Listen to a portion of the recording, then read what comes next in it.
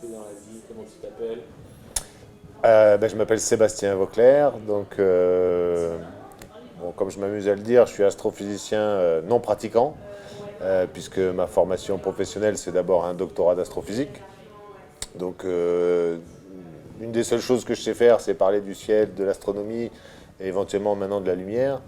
Et donc voilà, il y a une quinzaine d'années donc j'ai eu ce doctorat d'astrophysique, mais j'étais déjà avant plus, je sais pas, communicant, vulgarisateur, vraiment que scientifique pur et dur. Voilà, et puis après, c'est vrai que l'astrophysique aujourd'hui, c'est quand même beaucoup de l'informatique, et l'informatique, c'est pas mon super kiff non plus, a priori. Moi, l'astronomie, c'est plus les étoiles, la nuit, dehors, avec des gens, tout ça. Et donc, du coup, j'ai vite décidé de ne pas continuer dans le domaine de l'astrophysique professionnelle pour ces différentes raisons-là. Bon, il faut dire aussi que c'est un domaine que j'avais particulièrement idéalisé puisque je suis un peu tombé dans la marmite quand même quand j'étais petit. Mes deux parents sont astronomes. Le directeur de thèse de ma mère, c'était Hubert Reeves, donc j'avais un peu du mal à imaginer autre chose de ma vie, quoi, ça se comprend. Mais l'astrophysique professionnelle, je suis super content d'avoir fait ça. J'étais sur un sujet de thèse en plus assez porteur qui m'a permis de rencontrer plein de monde. J'ai échangé pas mal, par exemple, avec le nouveau prix Nobel là, depuis quelques semaines de cosmologie, James Peeble, pardon. C'est un peu l'inventeur du rayonnement fossile, en fait, le gars qui a prédit qu'on allait observer le rayonnement fossile par rapport à la théorie du Big Bang. Donc ça a été une expérience assez phénoménale, mais assez vite, j'ai compris que j'avais pas envie de continuer là-dedans professionnellement. Et donc j'ai eu une deuxième chance assez énorme, c'est de rencontrer celle qui est devenue ma femme depuis pendant ma thèse, et qui était un peu comme moi, c'est-à-dire qu'elle a kiffé ce passage-là, mais elle n'avait pas non plus spécialement envie de continuer professionnellement là-dedans. Et donc on a eu l'idée de se lancer à créer nos propres activités. Et donc la première, ça a été l'ouverture de la Clé des Étoiles, donc magasin d'astronomie spécialisé à Toulouse. Ça fait 15 ans maintenant, puisque c'était 2004. Et donc on y est toujours, ça marche plutôt pas mal. Voilà, c'est devenu, je pense, une boutique assez installée dans le paysage de l'astronomie amateur français, mais aussi un peu professionnelle, puisqu'on travaille pas mal aussi pour des instituts, des labos, des observatoires. On installe des observatoires, on fait de l'enseignement, de l'animation, etc., etc. Et puis du coup, si tu es là aujourd'hui, c'est aussi plutôt pour parler de mon activité un peu plus récente, c'est-à-dire la pollution lumineuse.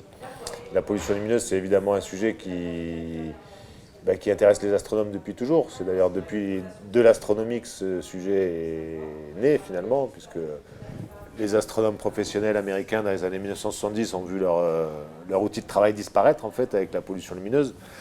Et donc moi j'en parle depuis que je parle d'astronomie, c'est-à-dire depuis 30 ans. Hein. C'était naturel de parler de pollution lumineuse quand on faisait des conférences, des présentations d'astronomie en général. Et puis voilà, de fil en aiguille, après je suis devenu un peu plus impliqué dans des associations qui travaillaient sur le sujet, hein, quand j'ai ouvert la boutique. Et puis est arrivé 2009, année mondiale de l'astronomie. Et alors là, on s'est senti un peu pousser des ailes parce qu'on a quand même senti qu'il y avait un truc qui était en train de bouger. Il faut dire qu'ici, en région Midi-Pyrénées, il y avait une grosse dynamique quand même. Et donc on s'est un peu senti les ailes pousser, comme je disais, et pour lancer des projets un peu fous. Donc à cette époque-là, on a proposé trois projets. Le premier, c'était d'organiser une grande rencontre d'astronomes amateurs de tout le Grand Sud-Ouest. Voilà, on a créé un truc qui s'appelle les RAXO, des astronomes amateurs du Grand Sud-Ouest. Et on est à la 11e édition maintenant, donc ça tourne bien, c'est régulier. Alors malheureusement, j'ai plus beaucoup le temps d'y participer maintenant, mais c'est un chouette truc. Ensuite, j'avais l'idée de créer un grand festival d'astronomie à Toulouse, qui s'appelle Ciel en Fête. Donc il y a eu aussi 5 éditions tous les 2 ans, avec la possibilité de mettre Saturne dans l'œil des gens. Je sais que c'est quelque chose qui te tient à cœur aussi. Et donc la première année, on a eu la chance de faire venir Hubert Reeves sur la place du Cap ici à Toulouse avec 3000 personnes, et puis installer des télescopes comme ça librement sur la place, et les gens qui passaient, qui se demandaient, on avait tout éteint, à l'époque on pouvait encore éteindre comme ça un centre-ville d'une grande ville, et a fortiori de Toulouse. On reparlera peut-être de Toulouse après, mais voilà, c'est plus vraiment la tendance maintenant malheureusement. Bref, donc c'est le genre de truc aussi qui m'a pas mal animé. Et la troisième folie du moment, ça a été de vouloir créer une réserve internationale de ciel étoilé en France. On connaissait donc les actions des Québécois. Je crois que tu es allé au Québec aussi, donc tu as rencontré un peu ces gens-là. Donc ils avaient créé la première réserve internationale de ciel étoilé au Mont Mégantic. Et on s'est dit, il faut absolument faire ça au Pic du Midi. Hein. Donc, avec la Clé des Étoiles, on était déjà organisateur des soirées publiques aussi au Pic du Midi. Donc, c'est évidemment un endroit que j'avais eu la chance de connaître tout petit et tout. Donc, la prochaine fois qu'on se verra, il faudra qu'on se voit là-haut quand même. Il faudra qu'on fasse une vidéo là-haut. Je t'invite quand tu veux. Et donc quand on monte là-haut, on a une seule idée, c'est d'y retourner, quoi, en fait. Et donc voilà. Donc on tombe vite amoureux quand même du site. Et donc on s'est dit, il faut créer une réserve de ciel étoilé en France. Et évidemment, c'était le Pic du Midi. Et voilà. Donc projet qu'on a lancé sous forme associative en 2008. On a mis finalement 5 ans pour aboutir, hein, grâce au travail forcené de Nicolas Bourgeois, qui est le directeur adjoint maintenant du PIC, puisque les choses ont évolué depuis 2008-2009, et je te ferai rencontrer aussi quand on montera ensemble là-haut. Et donc on a abouti à cette labellisation donc, de la première réserve internationale de ciel étoilé en Europe, au Pic du Midi, en 2013.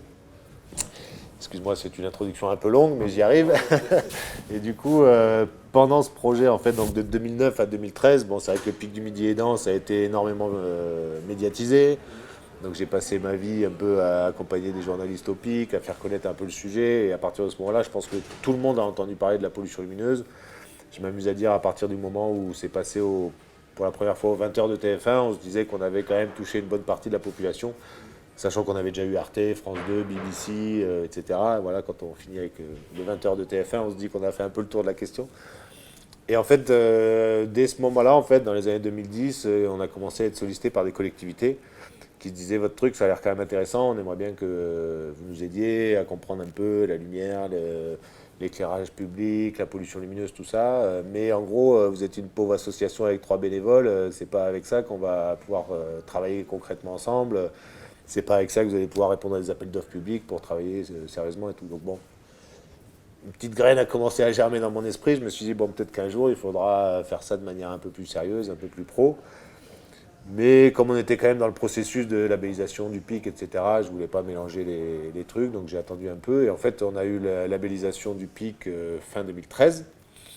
Et en fait, ça m'a pas pris beaucoup de temps pour déposer des statuts en fait, d'une nouvelle structure qui s'appelle donc Dark Sky Lab, qui est un bureau d'études spécialisé donc, dans la pollution lumineuse et plutôt dans une analyse scientifique de la pollution lumineuse, puisque bon, d'une part c'est ma formation, je suis quand même scientifique, et puis d'autre part je suis quand même assez content de revenir finalement dans le monde de la recherche scientifique, mais avec une liberté totale, quoi, parce que dans le monde de la recherche scientifique, on le voit encore aujourd'hui, moi je travaille beaucoup avec des chercheurs. C'est pas un secret que de dire que c'est compliqué aujourd'hui par rapport au financement. Enfin, les chercheurs, ils passent beaucoup de temps à chercher du pognon, à monter des dossiers, ceci, cela, quoi. Nous, on a monté un bureau d'études. Alors certes, des fois, on nous critique un peu en disant oui, vous utilisez un sujet comme la pollution lumineuse pour faire du fric. Bon, moi, je m'amuse à dire que j'ai jamais été autant bénévole que depuis que j'ai un bureau d'études privé, en fait, parce qu'on bosse beaucoup plus que ce qu'on vend comme prestation. Les gens avec qui on travaille, c'est des collectivités, c'est des communes, des parcs naturels, des parcs nationaux. Là non plus, c'est pas un secret qu'il n'y a plus de pognon de toute façon, donc c'est pas des gros projets. On n'est pas un bureau d'études au sens voilà, où parfois on l'entend de manière un peu négative, quoi. C'est-à-dire les gens qui vont siphonner un peu le pognon public pour faire des trucs plus ou moins sérieux. Donc nous, on a vraiment une démarche scientifique. Après, en gros, l'avantage d'être une structure privée aussi, c'est que si on bosse pas bien, si les gens sont pas contents, ben on bosse plus, hein. Parce que c'est beaucoup du bouche à oreille. Les parcs, par exemple, sont tous organisés en réseau. Donc si aujourd'hui, on a dû travailler de près ou de loin avec à peu près la moitié des parcs naturels de France, c'est-à-dire 20 à 25 peut-être. Et ces gens-là, ils se parlent tout le temps, ils ont des conventions ensemble, donc s'ils n'étaient pas contents, ça se saurait. A priori, ils sont contents, donc c'est le contraire, ils font du bouche à oreille et ils nous rappellent. Et donc c'est assez sympa et à vrai dire un vrai kiff en fait de faire de la recherche scientifique de pointe, puisqu'on est à peu près les seuls à faire ce qu'on fait au monde aujourd'hui. On en reparlera peut-être après un peu, mais les outils de métrologie, des outils de cartographie de la pollution lumineuse. Et on collabore beaucoup avec des scientifiques, des biologistes, des chercheurs sur la lumière, enfin tout un tas d'activités scientifiques, mais avec notre liberté totale, quoi. C'est-à-dire que si on a envie de faire un truc, on le fait, on le finance avec ce qu'on a comme argent, parce que si on a gagné un peu, et puis des fois bénévolement, mais voilà, ça nous permet d'avoir une efficacité qu'on n'aurait jamais si on était dans le monde de la recherche académique encore, quoi. Voilà donc pour cette introduction. Donc aujourd'hui, ce qui m'occupe clairement le plus de mon temps, c'est Dark Sky Lab, puisque on est quand même pas mal sollicité, et puis sur plein de territoires. Donc par exemple hier j'étais en Normandie, hein, ce matin, j'arrive de Normandie ce matin parce qu'on travaille pour une collectivité là-bas. La semaine prochaine je repars dans le Massif central. Il y a 3 semaines j'étais au Maroc, on va y repartir parce qu'on commence aussi à travailler un peu à l'étranger. Et donc voilà, donc c'est aujourd'hui le gros de mon temps, c'est l'analyse de la pollution lumineuse, soit pour accompagner des territoires sur des projets de labellisation type réserve de ciel étoilé, puisqu'il y en a encore qui cherchent à le faire, ou qui ont du potentiel pour le faire, même si ça commence à devenir un peu compliqué. Et puis sinon, de plus en plus sur des projets qu'on appelle trame noire, en fait, c'est-à-dire vraiment le travail sur la biodiversité liée à cette pollution lumineuse, quoi. Tu peux me donner ta définition de la pollution lumineuse? Définition de la pollution lumineuse, alors le truc le plus basique, c'est l'impact sur l'environnement de manière le plus large, en fait, de la lumière artificielle, c'est-à-dire c'est un phénomène lié à l'activité humaine. Et donc, on crée de la lumière, et cette lumière se diffuse dans l'atmosphère. Ça crée des halos lumineux, qu'on appelle la pollution lumineuse, quoi, tout simplement. Et après, on peut avoir éventuellement des distinctions plus ou moins bien trouvées, mais on peut parler de pollution lumineuse astronomique, de pollution lumineuse environnementale ou écologique, même si moi, j'ai quand même tendance à penser que c'est un peu la même chose. Mais on peut aussi parler de pollution lumineuse directe et indirecte, en fait. Et ça, c'est une séparation que je fais plus volontiers très récemment, en fait, parce que je me rends compte que ça aide à la compréhension. Parce qu'en fait, si ça t'amuse, je vais te montrer une ou deux illustrations pour vraiment montrer ce que j'appelle direct et indirect. Finalement, c'est très simple. C'est la pollution lumineuse directe, c'est comment une source de lumière peut impacter que ce soit un automobiliste en voiture parce qu'il va être ébloui ou un insecte parce qu'il va être attiré. Alors ça peut être par exemple l'éblouissement, mais ça peut être aussi le suréclairement. Voilà, ça c'est une image, je ne sais pas si on la verra bien à la caméra, mais c'est une photo que j'ai faite dans un des parcs naturels régionaux sur lesquels on travaille, plutôt dans le nord-est de la France. Je ne vais pas le citer par respect, mais c'est un des endroits que j'ai vu les pires, quoi, hein, parce que c'est un endroit où c'est une toute petite commune et où on a un niveau d'éclairement au sol quasiment d'un terrain de foot. Et en fait, ça, on voit très bien la pollution lumineuse directe. C'est-à-dire que là, on arrive en voiture, on prend tout dans la tronche, on peut être éventuellement gêné parce qu'on va être ébloui, donc ça peut être dangereux. Et puis, si on est un animal qui vit plutôt au niveau du sol, donc c'est là où on peut commencer à différencier quand on parle de biodiversité. Bah, le problème, c'est que la difficulté est infinie, quoi, hein, parce qu'il y a toutes les espèces et un ver de terre ne va pas réagir pareil qu'une oie cendrée en pleine migration. Bon. Donc là, on va avoir clairement, si on a un crapaud ou je sais pas, un animal qui est vraiment au sol, on va être impacté par cette lumière directe. Et par contre, on a aussi donc la lumière, la pollution lumineuse indirecte. Donc ça, c'est les fameux halos lumineux, pardon, les fameux halos lumineux qu'on voit à grande distance, c'est-à-dire qu'on ne voit pas la source elle-même, c'est pas la source qui va gêner, mais c'est la lumière ambiante diffusée dans l'atmosphère.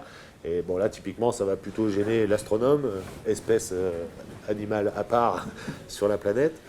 Et par exemple, tous les oiseaux migrateurs, les chauves-souris, etc., c'est plutôt ce qui se passe là-haut. Bah, eux, ils vont avoir du mal à se... soit ils vont être gênés parce que c'est une espèce lucifuge, par exemple, comme certaines chauves-souris qui sont embêtées par la lumière, donc ils ne vont pas y aller. Ou les oiseaux migrateurs qui pourraient se repérer aux étoiles, par exemple, et qui vont être gênés par ça. Voilà, donc la pollution lumineuse, c'est tout ça, mais après, on peut rentrer dans le détail un peu pour mieux comprendre le phénomène, quoi. Toi, ça fait 30 ans que tu es dans le domaine, que tu suis ce truc. Tu as vu les choses évoluer, évidemment. C'est quoi le constat que tu as fait? Ça a augmenté, je pense. Alors ça fait 30 ans que je parle de ça, mais c'est vrai que dire ça comme ça me vieillit quand même pas mal. Je sais pas quel âge t'as toi, mais bon, je suis pas encore si vieux que ça, malgré mes petits cheveux blancs. On doit avoir quand même une petite dizaine d'années d'écart peut-être. Mais il faut dire que j'ai commencé très tôt, surtout. Voilà. C'est-à-dire que je crois que j'ai fait mes premières conférences grand public. C'était un peu osé à l'époque, mais je devais avoir 15 ou 16 ans en fait. Où j'ai tout de suite été très tôt animateur en fait en astronomie, parce que faut pas le dire trop fort, hein, j'espère que personne nous écoute, mais je suis venu à l'astronomie surtout pour avoir une bonne excuse pour passer la nuit dehors en fait, hein, mais je pense que je suis pas le seul. Mais c'est vrai que voilà, la nuit c'est quand même quelque chose de particulier, et quand on est jeune, gamin, ado, c'est pas forcément naturel d'aller passer la nuit dehors, et donc l'astronomie c'était quand même une bonne excuse, quoi, voilà. Et du coup, très vite, en fait, je me suis retrouvé, je sais pas, dans des villages vacances, etc., à dire le peu de choses que je savais, sûrement beaucoup de conneries à l'époque, mais bon, raconter des trucs d'astro. Donc ça fait effectivement 30 ans que je parle de ça, mais j'ai commencé très tôt. Voilà. Et oui, les choses ont énormément évolué, puisque les hommes, il y en a de plus en plus, les villes, elles grandissent. La lumière, jusqu'à très très très récemment, et encore, c'est pas arrivé chez tout le monde, la lumière c'est un progrès, donc on en rajoute de plus en plus. Continuer à progresser, c'est commencer enfin à réfléchir à l'usage de la lumière. Mais il y a encore des gens aujourd'hui qui pensent que progresser, c'est mettre de la lumière partout, partout, quoi. Je sais que tu reviens aussi du Maroc il n'y a pas si longtemps. Par exemple, au Maroc, c'est vrai qu'il y a le côté progrès qui va avec l'électrification.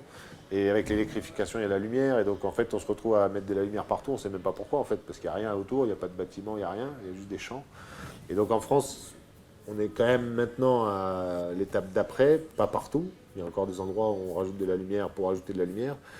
Les nouvelles technologies, en plus, ce sera sûrement un sujet qu'on pourra approfondir un peu.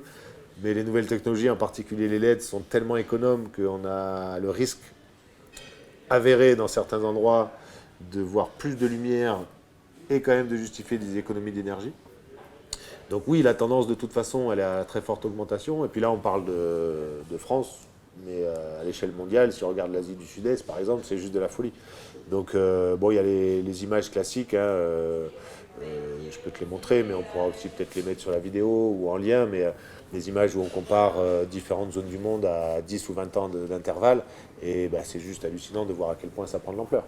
Mais puisque maintenant, donc ça fait très longtemps que j'en parle, donc j'ai vu les choses évoluer, mais maintenant que je travaille dessus aussi professionnellement, je vois que les choses peuvent évoluer maintenant dans le bon sens, et en particulier en France, puisque en France, on est maintenant un des pays, par exemple sur le plan législatif, qui est le plus avancé au monde, grâce à la publication de l'arrêté de fin 2018 et aux suites du Grenelle de l'environnement, etc.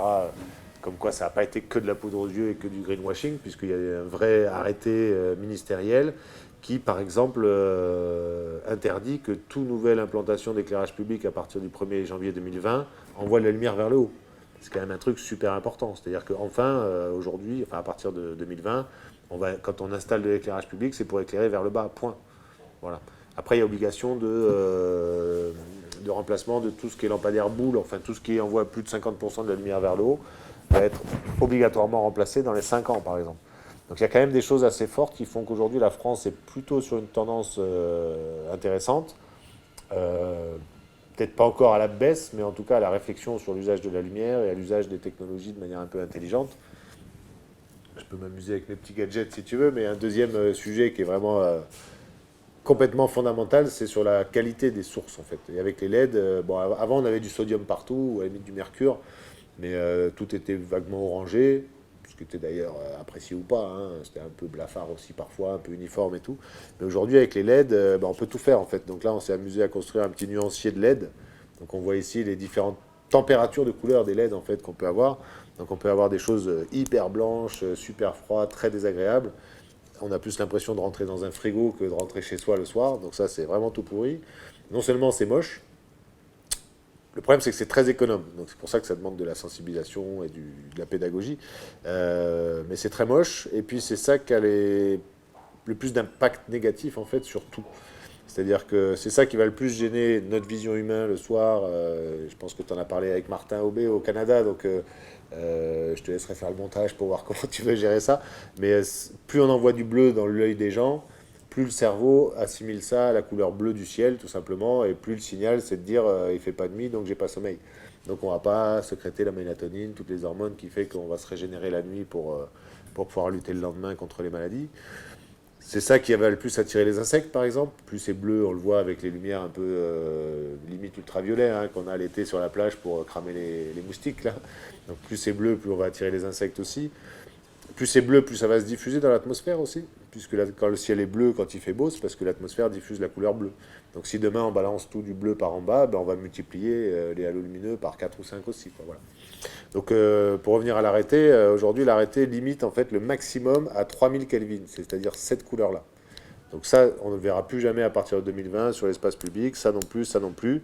Ça, ce sera le plus blanc possible en fait, accepté. Mais sur tous les territoires sur lesquels on travaille nous, on va plutôt aller pousser en fait à choisir des tons plus chauds. Parce que d'une part aujourd'hui la technologie a progressé, c'est-à-dire qu'on a aussi des très grandes efficacités, donc des très bonnes économies avec ça. De plus en plus, les écarts se réduisent hein, en termes d'efficacité. Voilà. À une époque, c'était gênant parce que ça, on ne pouvait pas l'installer parce que, par exemple, les collectivités n'avaient pas de subvention parce que c'était pas assez efficace. Et c'est vrai qu'aujourd'hui, les politiques publiques, elles sont plus sur l'énergie que sur les bébés de la nuit et encore moins sur l'astronome dont tout le monde se fout allègrement. Mais du coup, il faut aussi. En fait, il faut le compromis avec tout, quoi. C'est-à-dire qu'il faut des solutions intéressantes pour l'environnement, pour la biodiversité, et aussi qu'elles soient économiquement intéressantes pour qu'elles bénéficient aussi de subventions, etc. Bon. Voilà, donc c'est l'arrêté fixe aussi, par exemple, la température de couleur maximale. Bon, après, les LED ont d'autres problèmes, elles ont d'autres avantages, mais on pourra en reparler si tu veux spécifiquement. Il y a aussi une réglementation sur l'extraction des panneaux publicitaires, je crois. Ouais. Donc enfin, cet arrêté ne fait que renforcer ce qui avait déjà été validé en fait à l'époque du Grenelle. Donc c'est vrai que je ne l'ai pas cité en premier parce que ce n'est pas une vraie nouveauté en tant que telle. Mais il y a effectivement aujourd'hui des obligations d'extinction des vitrines, des pubs, des bureaux, des mises en valeur de monuments publics par exemple. Donc bon, grosso modo c'est 1 heure du matin ou c'est 1 heure après la dernière utilisation des locaux quand c'est des locaux professionnels, etc. Donc c'est aussi quelque chose d'assez fondamental. Et alors là, c'est assez marrant parce que on se rend compte, en fait, souvent on gueule en disant ouais, tel magasin il reste allumé toute la nuit, c'est n'importe quoi. Mais en fait, souvent les gérants du magasin sont même pas au courant en fait. C'est-à-dire qu'on a beaucoup fait de sensibilisation. Il y a une association comme France Nature Environnement, par exemple, qui a une grosse action là-dessus. Et je l'entendais hier à la radio d'ailleurs, il disait que, de mémoire, il faudra vérifier les chiffres, mais 2 tiers des commerces qui ont été visités suite à l'action de sensibilisation de FNE, ont éteint la lumière comme prévu par la loi. Et juste, ils ne connaissaient pas la législation, quoi. Donc les lois, c'est bien, mais pour les faire appliquer, il faut d'abord les faire connaître, quoi. Et puis après, peut-être agir un peu plus brutalement en allant voir le préfet ou quoi, si vraiment les gens veulent pas. Mais on se rend compte que la plupart des gens veulent bien, il n'y a pas de problème, c'est juste qu'ils savent pas, quoi. C'est vrai que ça, c'est un sujet que je comprends parce qu'il y a c'est Ralliement des étoiles, je crois, qui fait des raids dans les villes et qui va éteindre à chaque fois. Et je trouvais ça un peu. C'est le gang du néon, non? Les mecs qui vont éteindre les néons carrément la nuit, hein, déguisés en clown et tout. Ouais, c'est marrant aussi. C'est marrant, je trouvais ça un peu agressif pour le commerçant Oui, alors moi, qui n'est pas au courant. franchement, je trouve pas ça agressif, parce que ça reste bon enfant et c'est réversible. C'est-à-dire que ça aurait été des mecs qui allaient couper les fils ou qui allaient taguer le truc ou quoi que ce soit. Là, ça aurait été agressif. Moi, je suis commerçant aussi, et honnêtement, ça me fait chier. Quand tu arrives le matin, tu vois ton truc il est tout pourri parce que tu as des mecs qui respectent pas et tout. Alors que là, bon, il faut savoir que tous les systèmes, je vais donner des idées à certains, ceux qui n'ont pas compris encore, mais tous les systèmes d'éclairage extérieur de type enseigne ont obligatoirement un système d'interrupteur extérieur. Donc il suffit d'être équipé avec un petit crochet ou quoi, tu éteins tout ce que tu veux dans la ville. Mais c'est réversible, c'est-à-dire que le lendemain, ça repart, et puis c'est juste une petite action comme ça, et je trouve ça assez bon enfant. En plus, souvent les mecs qui font ça à la déconnade, déguisés ou quoi, c'est plutôt sympa, quoi. Donc, mais c'est assez complémentaire finalement de ce que fait FNE, qui a vraiment une action de sensibilisation, qui va voir les commerçants, qui leur explique la législation, et ça c'est vraiment bien. Ce qu'on peut dire, c'est que c'est peut-être juste un peu dommage, petite remarque en passant comme ça, que ce soit forcément des ONG ou des associations de bénévoles qui font ce travail-là, finalement, parce que bah, c'est la loi. Alors, tu me diras, nul n'est censé ignorer la loi, c'est le truc qui revient à chaque fois, mais c'est vrai que ce serait quand même pas mal d'avoir des actions publiques pour faire connaître ces trucs-là et que ce soit pas forcément obligatoirement des gens dont c'est pas le métier qui font ça sur leur temps libre qui le font, quoi. Il me semble qu'il n'y a pas un projet justement de. Je crois que toi, tu avais aussi.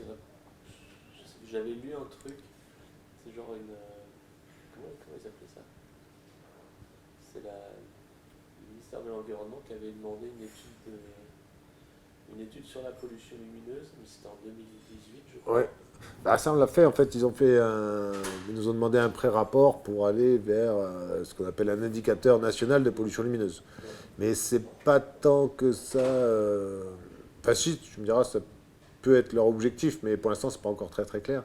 Mais l'idée, en fait, c'est ils veulent toujours d'ailleurs avoir un indicateur de pollution lumineuse national. Mais après, on peut y mettre plusieurs trucs là-dedans. Et leur idée, en fait, c'est de pouvoir suivre sur le long terme l'évolution éventuellement de la pollution lumineuse et voir effectivement si le type d'arrêté qu'ils ont pris a des effets, quoi. Mais moi, pour l'instant, parce qu'on a eu des réunions avec eux, on leur a présenté en fait des solutions avec les cartographies dont on parlera peut-être après. Pour l'instant, c'est plus quelque chose qu'on voit à l'échelle un peu macroscopique, c'est-à-dire vraiment à l'échelle de la France, c'est-à-dire sur des grands territoires, que ce soit des villes ou des territoires ruraux. et petit à petit de voir si la pollution lumineuse qu'on peut voir par exemple depuis les données satellites diminue d'ici 5 ans. Et c'est plus par rapport à des grandes actions de rénovation de l'éclairage public, quoi. Parce que après, regarder ce qui se passe si on a éteint une vitrine dans un centre-ville, c'est notre maille d'étude, quoi. Donc on le fait aussi, mais décidément, cette vidéo va devoir durer 4 heures, parce que si je veux qu'on parle de tout ça, il faudra qu'on parle de toute façon à un moment ou à un autre de ces techniques, de ces outils cartographiques, de savoir comment on arrive à faire des cartes de pollution lumineuse, parce qu'il faut distinguer, par exemple, qu'est-ce que c'est qu'une radiance vue par un satellite. Et aujourd'hui, tout le monde utilise les cartes satellites, puisque c'est gratuit, on les trouve partout sur Internet. Mais moi, je dis qu'il faut faire attention, parce que des cartes qui sont proposées comme ça sur Internet, à mon avis, ce ne sont pas des cartes de pollution lumineuse. Ou au mieux, pour celle qui est faite par Falki et al, l'Atlas mondial, ça peut être considéré comme une carte de pollution lumineuse, mais uniquement dans des conditions de ciel clair et en deuxième partie de nuit, par exemple. Voilà, donc il faut vraiment distinguer les choses. Et donc on n'a pas forcément un indicateur, parce qu'on ne va pas bien prendre en compte... tu me posais une question sur les extinctions d'ailleurs tout à l'heure. Il y a aussi une incitation très forte à, si ce n'est pas éteindre, en tout cas gérer l'intensité lumineuse dans les communes, pas que pour les vitrines et les bureaux. C'est-à-dire que l'éclairage public aussi va devoir avoir une temporalité, quoi. C'est-à-dire qu'il ne faut pas qu'on éclaire pareil à 3h du mat qu'à 9h du soir. Et donc il y a beaucoup de communes aujourd'hui qui éteignent la nuit. Et en fait, ça fait des biais monstrueux. Moi, je travaille beaucoup maintenant sur des territoires ruraux, genre parcs nationaux, parcs naturels régionaux. Un de ceux sur lequel on est à fond en ce moment, c'est le Morvan, par exemple. Le parc naturel du Morvan, qui voudrait aussi aller vers une labellisation réserve de ciel étoilé. Bon, mais il y a 2 tiers des communes du Morvan qui éteignent la nuit. Et il se trouve que quand le satellite passe pour faire des photos du Morvan la nuit, eh ben, il ne voit pas 2 tiers des communes. Donc est-ce que c'est raisonnable de dire, voilà la carte de pollution lumineuse, si on voit que la carte avec 2 tiers des communes éteintes? Ben, si je suis un chevreuil qui bouge surtout à 21h, ça ne m'intéresse pas de savoir s'il fait noir à 3h du mat, quoi. Je m'en fous, c'est à 21h que ça m'intéresse.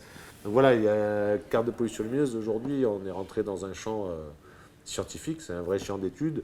Et il ne faut plus juste dire, ouais, voilà, j'ai fait une photo aérienne, j'ai pris des données satellites, j'ai pris des populations, et ça se regarde un peu plus dans le détail, quoi. Je ne sais plus ce qu'on disait avant, mais... On parlait du rapport, parce que moi je l'avais lu. sur l'indicateur national, ouais. Ouais, et je crois que dedans, il y avait aussi un petit couplet sur la sensibilisation qui est faite sur le plan national. Mais, tout à fait, ouais.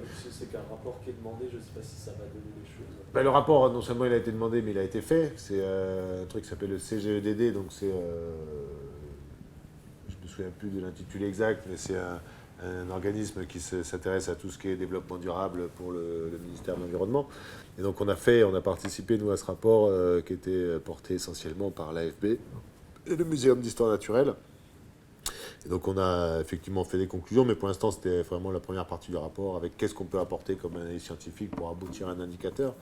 Mais en fait, dans tous les projets dans lesquels on est en ce moment ou auxquels on participe, il y a toujours un aspect de sensibilisation. Je ne te l'ai pas apporté ici, mais je te montrerai tout à l'heure. On a des guides aussi qui sont édités. Par exemple, on a fait un joli guide dans le parc national des Cévennes pour la réserve de ciel étoilé. On a fait des infographies spécifiques qui ont été tirées en poster, etc., pour vraiment sensibiliser les gens.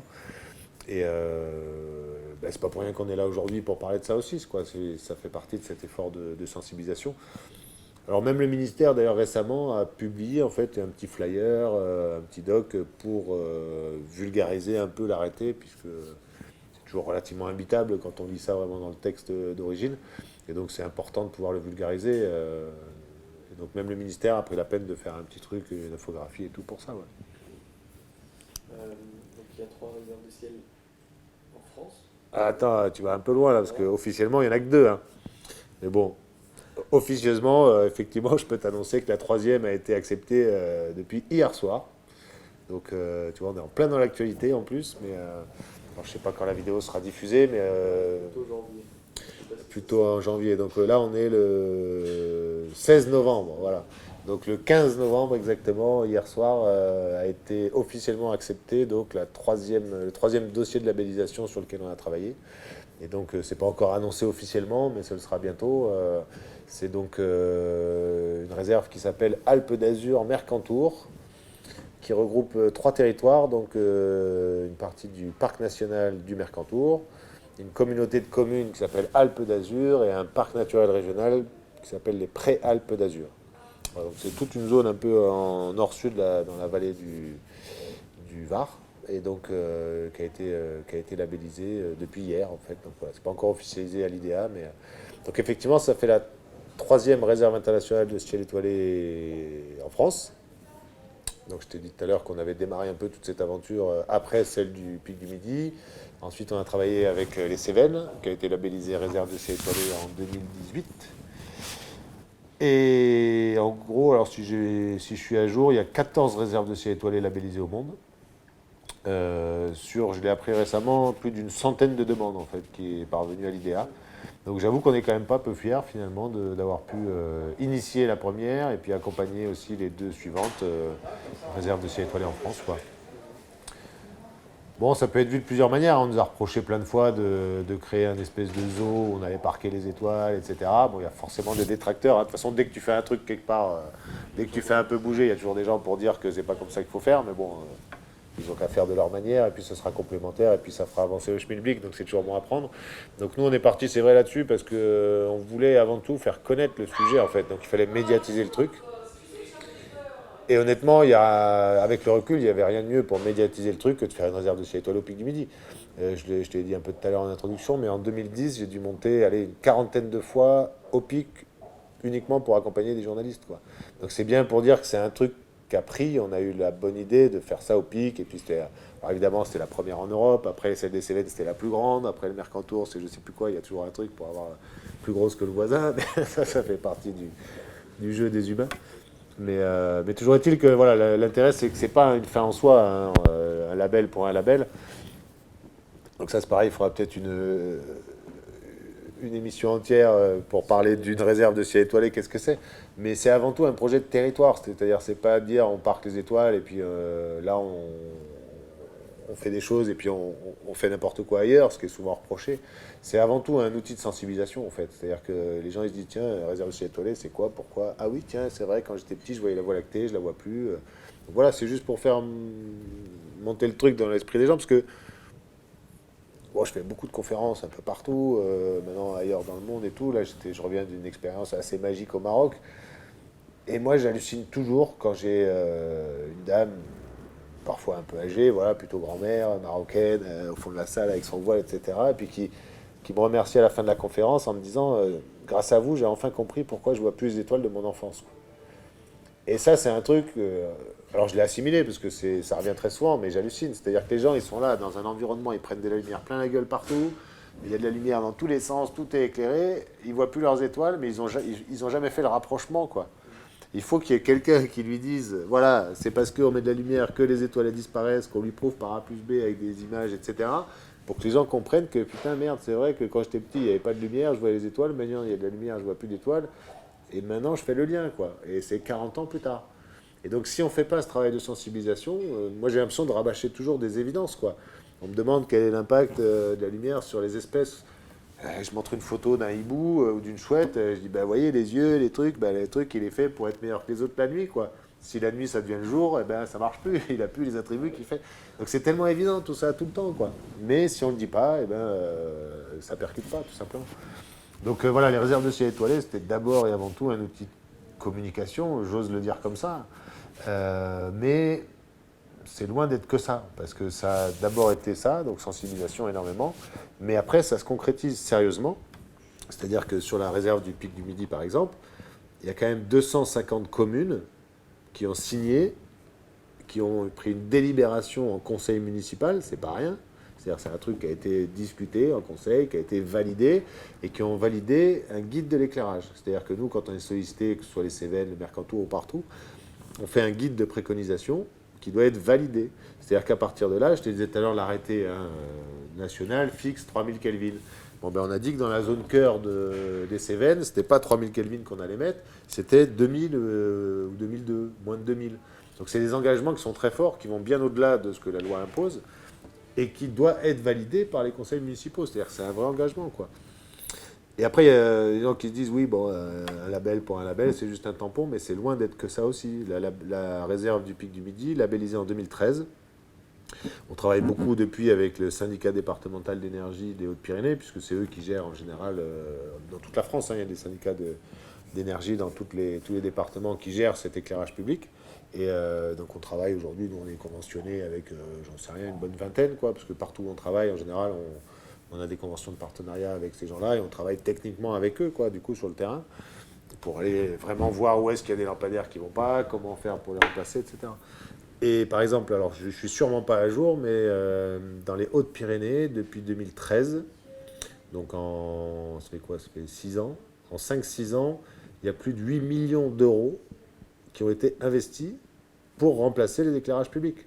C'est-à-dire c'est pas du greenwashing, quoi. C'est-à-dire qu'il y a vraiment des investissements, et c'est pas que les impôts des gens qui fait ça, hein, parce qu'il y a beaucoup d'investissements qui viennent aussi de l'Europe, etc., pour améliorer les choses.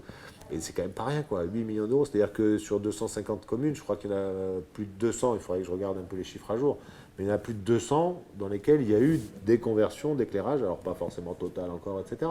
Mais ça se traduit vraiment par des actions de terrain. C'est-à-dire qu'on a des améliorations de l'éclairage public sur le territoire, tout simplement. Et les politiques, du coup, tu leur expliques aussi l'aspect économique, du coup, j'imagine, pour qu'ils comprennent. Évidemment. Alors, il y a un truc qui est assez génial avec ce sujet de la pollution lumineuse, mais c'est qu'il n'y a aucun argument contre. C'est-à-dire que c'est une équation magique. C'est-à-dire que c'est forcément du gagnant, gagnant, gagnant, gagnant, gagnant. C'est-à-dire qu'on va gagner sur la biodiversité en général. Et ben, aujourd'hui, il y a qui? Il n'y a que Trump et 2-3 gars comme ça qui sont capables de dire que c'est un faux problème.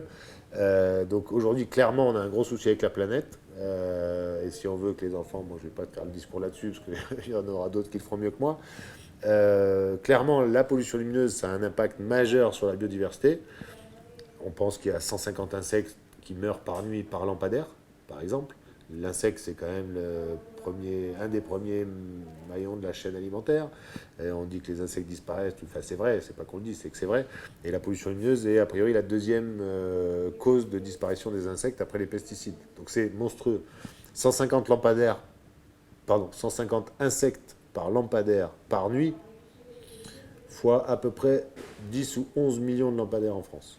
Donc tu fais le calcul, c'est un génocide, au sens propre du terme. C'est-à-dire c'est des milliards d'individus qui crèvent tous les ans à cause des lampadaires. Donc c'est une vraie action qu'on a sur la biodiversité. Bon, il y a les insectes, mais tous les animaux qui vivent sur Terre sont impactés par la lumière. Martin t'en a parlé aussi, c'est un peu tôt à mon avis pour avoir des conclusions scientifiquement vraiment robustes, mais ma conviction personnelle, c'est que c'est une évidence que la pollution lumineuse a un impact sur la santé humaine. Même si aujourd'hui, il faut encore des études approfondies, et Martin est un des premiers à avoir travaillé sur ces sujets-là, il faut l'approfondir. Mais c'est évident. On sait aujourd'hui, il y a des études, d'ailleurs, prix Nobel de médecine il y a 3 ans, je crois, pour des chercheurs américains, qui ont montré, tout le monde le sait aujourd'hui, l'impact négatif des écrans sur l'humain quand on le lit le soir. Problème d'endormissement, etc. Donc avec la lumière intrusive, c'est forcément la même chose, quoi, hein, si on a Et donc la lumière a un impact sur la santé humaine, c'est sûr. Il n'est pas mesuré aujourd'hui au niveau de sa gravité et de son étendue, mais c'est sûr qu'il y a ça. Donc je disais biodiversité, santé humaine, liberté individuelle. Quand tu as de la lumière qui rentre chez toi parce que tu as de la lumière intrusive à cause de l'éclairage public, tu l'as pas demandé. S'il fait trop chaud, tu peux pas dormir avec ta fenêtre ouverte et tout pour avoir un peu d'air parce que sinon tu prends la lumière de l'extérieur. Donc déjà, c'est violation de tes libertés individuelles qui vont te causer des problèmes de santé et que tu as payé avec tes impôts quand même. Donc il y a quand même un niveau de paradoxe assez sympa avec ta pollution lumineuse, quoi. Et tes impôts servent à te faire chier et en plus à te faire des problèmes de santé. C'est quand même un peu... Voilà. J'en suis où Astronomie. Bon, l'astronomie, honnêtement, tout le monde s'en fout. Mais au-delà de l'astronomie, c'est un lien universel avec notre patrimoine, quoi. C'est-à-dire qu'aujourd'hui, c'est pas... Il n'y a pas que les astronomes qui ont besoin de voir le ciel étoilé. Moi, quand les gens me disent, c'est quoi le truc que j'ai vu, là, j'étais en vacances, il y avait un truc dans le ciel. Ben ouais, c'était la Voie lactée, mon gars, tu vois. Mais c'est un truc qui fait partie de notre environnement. Et aujourd'hui, que les gens, alors moi je ne veux pas partir sur mes grands chevaux, etc., mais il y a des gros impacts sociétaux. C'est-à-dire le mec qui n'a pas la chance de voyager, de partir à la campagne, de faire comme toi et moi, d'aller au Canada, au Maroc, d'aller voir les étoiles au pic du Midi. Ben, le mec, il vient de la ville, il va dans la ville, il est toujours dans un halo. Et moi, je fais un parallèle un peu osé peut-être, mais il y a des livres de science-fiction qui m'ont marqué. Il y a souvent des livres qui se passent sous des dômes. Il y a un bouquin qui s'appelle Dôme, par exemple. Il y a un bouquin de Ruffin qui s'appelait, je me souviens plus, je te le retrouverai, mais un bouquin un peu d'anticipation, où d'ailleurs il parlait à l'époque de ce qu'allaient devenir les smartphones, quoi, qu'on aurait tous un truc qui ferait tout, etc. Enfin, un bouquin qui m'a pas mal marqué, où en gros, ben, c'est une extrapolation du nord et du sud, c'est-à-dire que les gens dans le nord, ils vivent dans un dôme pour se protéger de l'environnement, et puis à l'extérieur, c'est le chaos, quoi. Et en fait, il y a un peu ça, c'est-à-dire qu'avec la pollution lumineuse, on vit dans des dômes, et en fait, ce dôme, il est physiquement là, quoi. Et du coup, il a un impact. Et si tu vois pas qu'il y a des étoiles, tu lèves la tête, tu es toujours dans le même environnement lumineux, etc., ben forcément, tu vas être enfermé sur toi-même et puis dans ton environnement, etc. Donc il y a des impacts sociétaux aussi qui sont énormes avec ça. Et puis un des derniers, bon, l'astronomie, hein, c'est quand même un argument important, tout est venu de là, etc. Mais j'insiste pas trop là-dessus. Bon, si je mets ma casquette d'astronome, évidemment, et voire même pire, de commerçant en astronomie, c'est sûr que s'il y a des lumières partout, je vendrais plus de télescope. Donc ça fait chier, mais c'est pas l'argument important. Et puis il y a l'argument économique. Alors l'argument économique, je dois dire merci à la crise économique de 2008, parce que depuis qu'il y a eu la crise économique, les robinets ont été fermés de partout, les collectivités ont plus de pognon pour joindre les deux bouts, bah, c'est un peu la merde partout, il faut le dire. Et aujourd'hui, on a un levier d'action, mais qui est monstrueux. Le principal poste de dépense en énergie des collectivités, c'est la lumière. Il faut quand même le savoir. C'est 40% de la facture d'électricité des communes. La ville de Toulouse aujourd'hui, Toulouse intramuros, c'est 4 millions d'euros par an pour l'éclairage public. Et aujourd'hui, Juste la consommation, hein, ouais, enfin, il faut reprendre les chiffres un peu précis, parce que, évidemment, c'est toujours un peu alambiqué de savoir entre le consommable, le remplacement, la consommation, etc. Mais a priori, c'est la consommation. En tout cas, le 40%, ça, tu pourras vérifier, c'est des chiffres qui sont publiés hein, à l'ADEME ou des trucs comme ça, mais bon.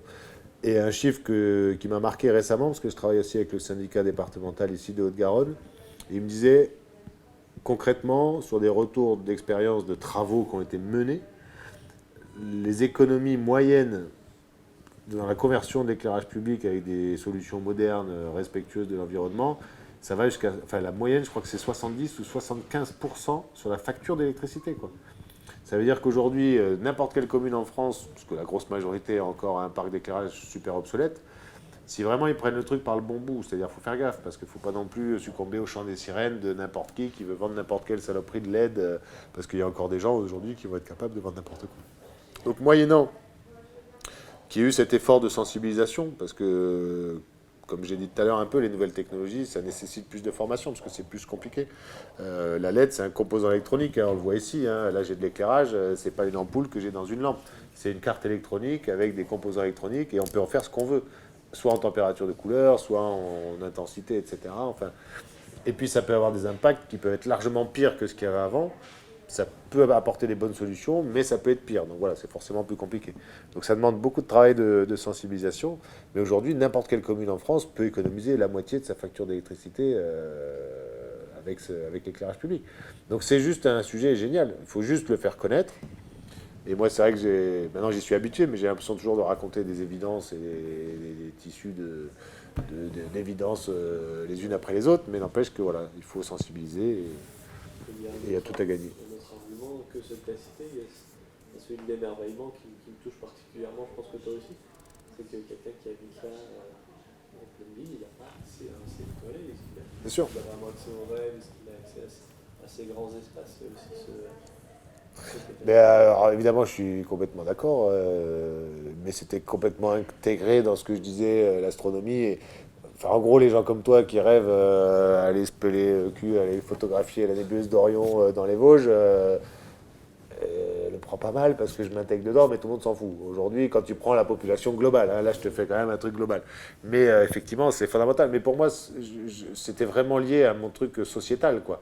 C'est-à-dire que toi, tu as eu cette sensibilité-là, mais parce que tu as eu la chance de pouvoir aller dans les Vosges, de pouvoir voir ça un jour, tu t'es dit, ah merde, il y a un truc là-haut, j'ai envie d'aller voir de plus près. Les mecs n'ont jamais vu, ils se posent même pas la question. Donc, voilà. Mais évidemment que c'est fondamental, l'émerveillement.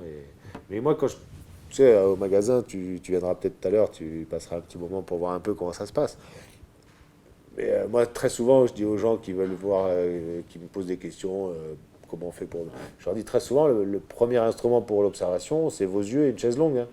C'est-à-dire qu'avant toute chose, avant de se lancer dans de la technique, des machins, de l'astrophoto et tout ça, si tu n'as pas été un peu émerveillé et puis que si tu n'as pas passé un peu de temps à te poser des questions comme les premiers hommes qui ont levé les yeux au ciel, bon. Alors après, je dis pas qu'il n'y a pas des gens qui ont une approche que technique ou quoi, mais ça fait évidemment partie de la chose.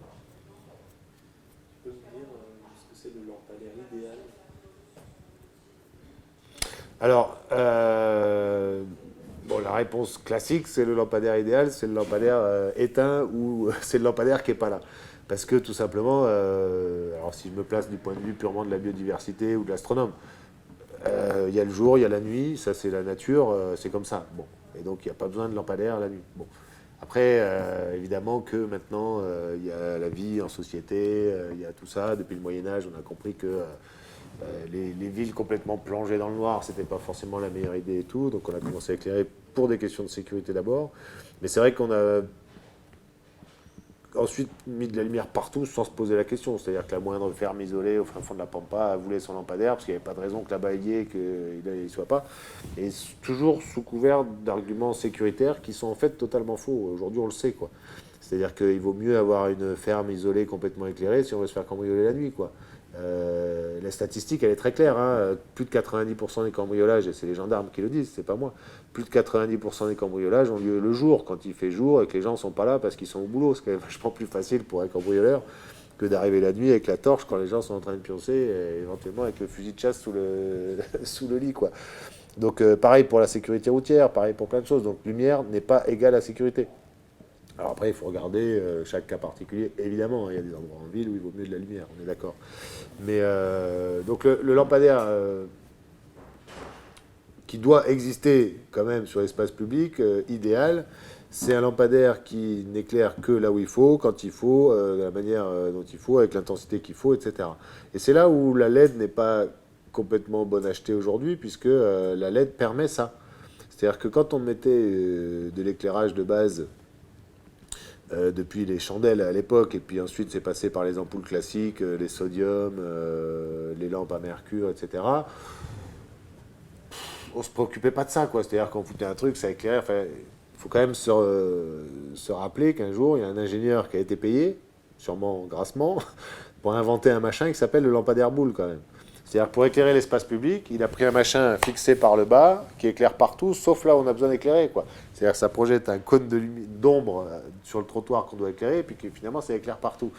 Ça veut dire quoi? Ça veut dire simplement qu'on a mis de la lumière pour le côté un peu esthétique, pour la mise en valeur de l'environnement urbain en général, les façades, tout ça, mais pas pour l'usage, quoi. Et aujourd'hui, la vraie priorité, les gens ils nous disent oui, vous voulez tout éteindre, on va revenir à la bougie, c'est régresser, etc. Non, le vrai progrès, c'est de commencer enfin à réfléchir à l'usage qu'on fait de cette lumière dans l'espace public. Et donc aujourd'hui, c'est utilitaire. Alors, certes, il y a aussi de la mise en valeur de monuments. Ici, à Toulouse, ils aiment bien, comme ils disent, réenchanter les façades, éclairer, tout ça. Mais il faut bien avoir l'esprit que si on fait ça, ça va avoir un impact environnemental, un impact économique, etc. Donc, avant tout, moi, je ne suis pas complètement opposé à ça. Mais aujourd'hui, c'est cadré par la loi aussi. C'est-à-dire qu'on peut éclairer les monuments, mais pas avec n'importe quel type de lumière, pas à n'importe quelle heure, etc. Mais aujourd'hui, la lumière dans l'espace public, c'est avant tout utilitaire. Et donc, il faut définir le besoin et l'usage. Et donc, le besoin, c'est d'éclairer là où les humains évoluent, où il peut y avoir des problèmes de sécurité. Par exemple, pas forcément sur les routes, quoi. Les routes, les voitures ont déjà des phares. Et donc, éclairer les routes, en gros, ça sert à rien. Bon, éclairer un passage piéton, si on a une route en milieu urbain, où il y a des piétons, où il y a une zone de conflit, oui. Mais là, à ce moment-là, justement, t'éclaires un passage piéton qui est très réfléchissant dans un environnement sombre, bah, tout le monde verra qu'il y a un passage piéton. Donc le piéton, il ira naturellement et la voiture, elle va naturellement faire gaffe. Si ton passage piéton, il est illuminé parce que tout est illuminé, on ne le verra pas, il n'y aura pas de contraste, donc ça ne sert à rien, quoi. Voilà. Et aujourd'hui, c'est vrai que les technologies récentes, et en particulier les LED, moyennant qu'elles soient bien comprises et bien assimilées, quoi, au niveau technologique, peuvent éclairer vraiment que là où on a besoin. C'est-à-dire on va éclairer le trottoir, pas ou moins la route, pas le cours d'eau ou le champ qui est à côté, juste là où on en a besoin, et avec, pourquoi pas, l'intensité lumineuse dont on a besoin, c'est-à-dire qu'on peut avoir une gradation de l'intensité, éclairer un peu quand même en début de soirée, l'hiver entre 18h et 21h, il y a beaucoup de gens qui bougent, c'est là où on a quand même besoin de se voir un peu, on a besoin de rester un peu réveillé, parce qu'on est encore actif, on fait des courses, on va manger, etc. Mais à 21h, 22h, on se rend compte qu'il y a déjà une grosse partie de la population qui est chez soi tranquille. 23h minuit, en gros tout le monde dort, quoi, à part toi et moi, et puis quelques hurluberlus nocturnes. Mais ceux-là, ils savent et ils ont leur frontale, souvent rouge d'ailleurs, parce que dans le lot, il y a pas mal d'astronomes, etc. On peut même imaginer, c'est déjà en réflexion, des évolutions de température de couleur. C'est-à-dire, on peut très bien imaginer, et on le connaît très bien en luminothérapie, ça. C'est-à-dire qu'en début de nuit ou tôt le matin, par exemple, c'est pas con de l'avoir de la lumière un peu plus blanche, parce que c'est aussi un peu plus dynamique, ça réveille plus l'humain, quoi. Et puis avoir une gradation de température de couleur. Tout ça, c'est possible aujourd'hui avec la LED. Mais bon, il faut faire gaffe. Après, attention, hein, parce qu'en début de nuit, si tu mets de la LED bleue, ça aura quand même un très fort impact sur la biodiversité, de toute façon. Parce que les LED aujourd'hui, ils sont capables de passer du bleu à quelque chose de plus ambré. Ça serait possible parce que je sais qu'à Paris, il y a une route Tout à fait, ouais. test, là, c'est Antoine de Bouvrel, Ouais. où il y a de la gradation. Et alors, ça existe déjà des lampadaires qui font ça? En fait, ça existe depuis très longtemps, mais avec des technologies un peu pourries. Genre, je te dis ça il y a depuis 10 ou 15 ans. Hein. C'est-à-dire des lampadaires à LED, puisque la LED, c'est un ensemble de composants électroniques.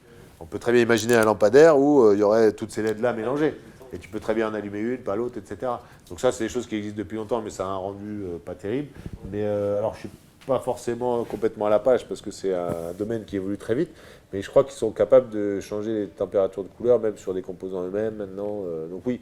Après, c'est pas forcément la solution idéale. C'était plus pour donner un exemple de tout ce qu'on peut faire avec la LED. Un autre exemple, je ne vais pas me faire que des potes chez les éclairagistes, parce que c'est quelque chose qui est très à la mode, et pas que chez les éclairagistes, mais c'est ce qui s'appelle les villes intelligentes, les smart cities, etc. Avec les trucs où on peut déclencher les lampadaires à distance, où tout le monde aura son appli pour allumer et éteindre les lampadaires dans sa rue, etc.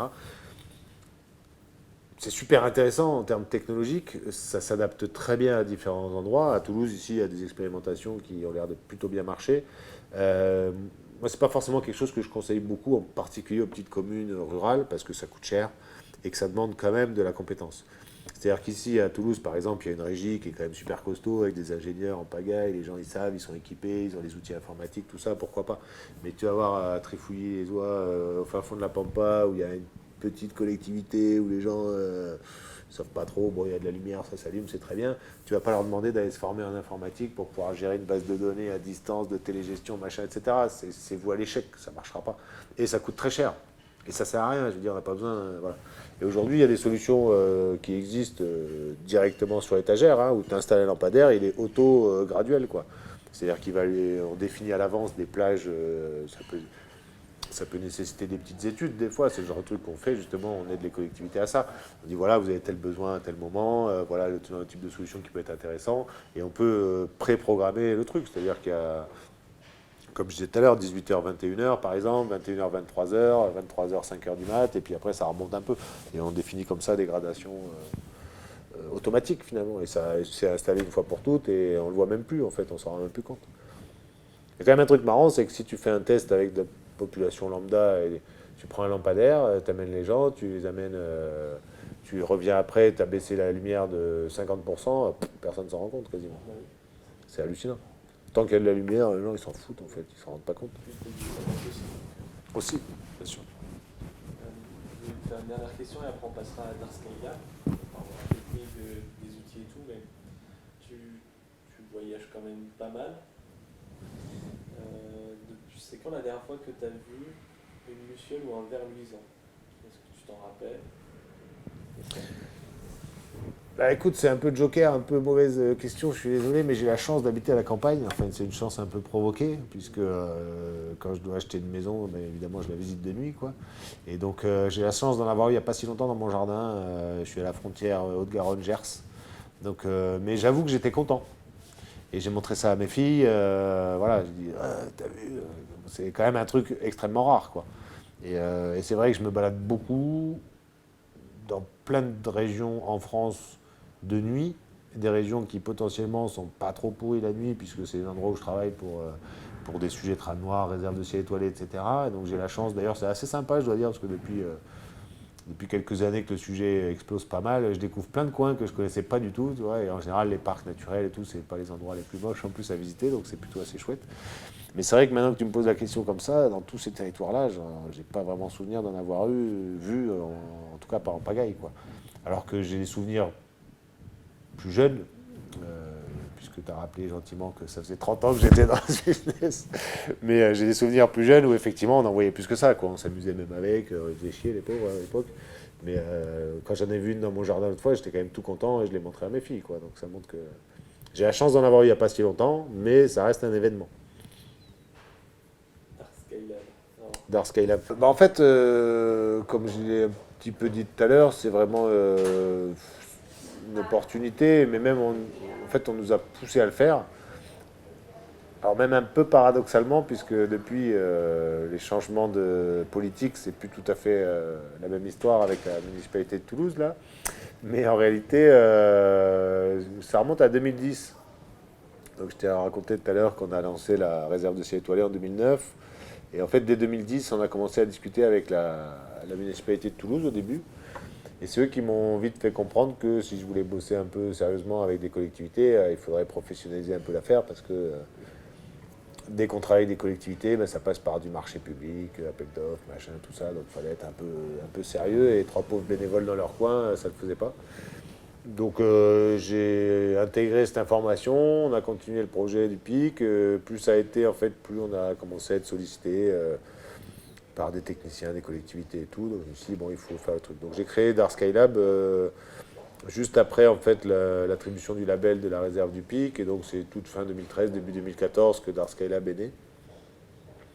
Bon, moi je suis astrophysicien de formation, hein. Je suis ni commerçant, ni chef d'entreprise, j'ai pas fait d'études là-dedans, donc je me suis dit, bon, on va faire un truc, on va étudier la pollution lumineuse, il faut répondre à des gens, ils veulent qu'on crée une boîte, donc je vais créer une boîte, comment on va appeler ça? Bon, on va appeler ça un bureau d'études, parce que je savais pas trop comment l'appeler autrement.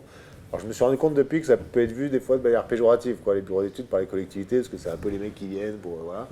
Donc j'arrête pas de me justifier en disant on est un bureau d'études, mais attention, hein, on fait ça parce que on fait ça en plus de notre métier déjà premier. Je te dirai après pourquoi je dis on, parce que je suis quand même pas tout seul. Et donc on fait ça avant tout par passion, et on a fait un bureau d'études parce qu'on savait pas quoi faire d'autre, on nous l'a demandé, et puis voilà. Après Dark Skylab, bon voilà, je suis très content parce que j'ai un bon pote graphiste qui me fait des jolis logos, donc je suis très fier de mon logo de Dark Skylab parce que je trouve qu'il va bien et a priori il est bien marquant, voilà. Et donc Dark Skylab, voilà, le nom d'une société comme une autre, qui veut bien dire ce qu'elle veut dire. Et d'ailleurs, on a créé une autre structure après qui s'appelle Clear Skylab, parce que les Américains, quand ils se souhaitent une bonne soirée d'astronomie, ils se disent Clear Skies. Donc le Dark Skylab, c'est pour essayer de retrouver un peu de noirceur au ciel, et puis une fois qu'on a réussi ça, ben, on développe aussi des outils pour les astronomes, sous la bannière Clear Skylab. Voilà, c'était le petit clin d'œil. Et donc depuis 2014, donc, on a créé... franchement, on a fait ça parce que on s'est dit, bon, on nous a demandé de le faire, donc on va le faire. Au début, je me suis dit, bon, pareil, ça va durer un an. Il y a un projet qui tombe, là, on va le faire, on va bien voir. Et puis après, on arrêtera, on fera autre chose, on continuera une association. Et ça coûte pas grand-chose d'essayer. J'avais déjà créé une entreprise, je voyais ce que c'était, j'avais créé une autre, voilà. On a eu la chance d'avoir un gros projet pour commencer, en fait, dans les environs, dans les Pyrénées aussi, d'ailleurs. Un projet pour...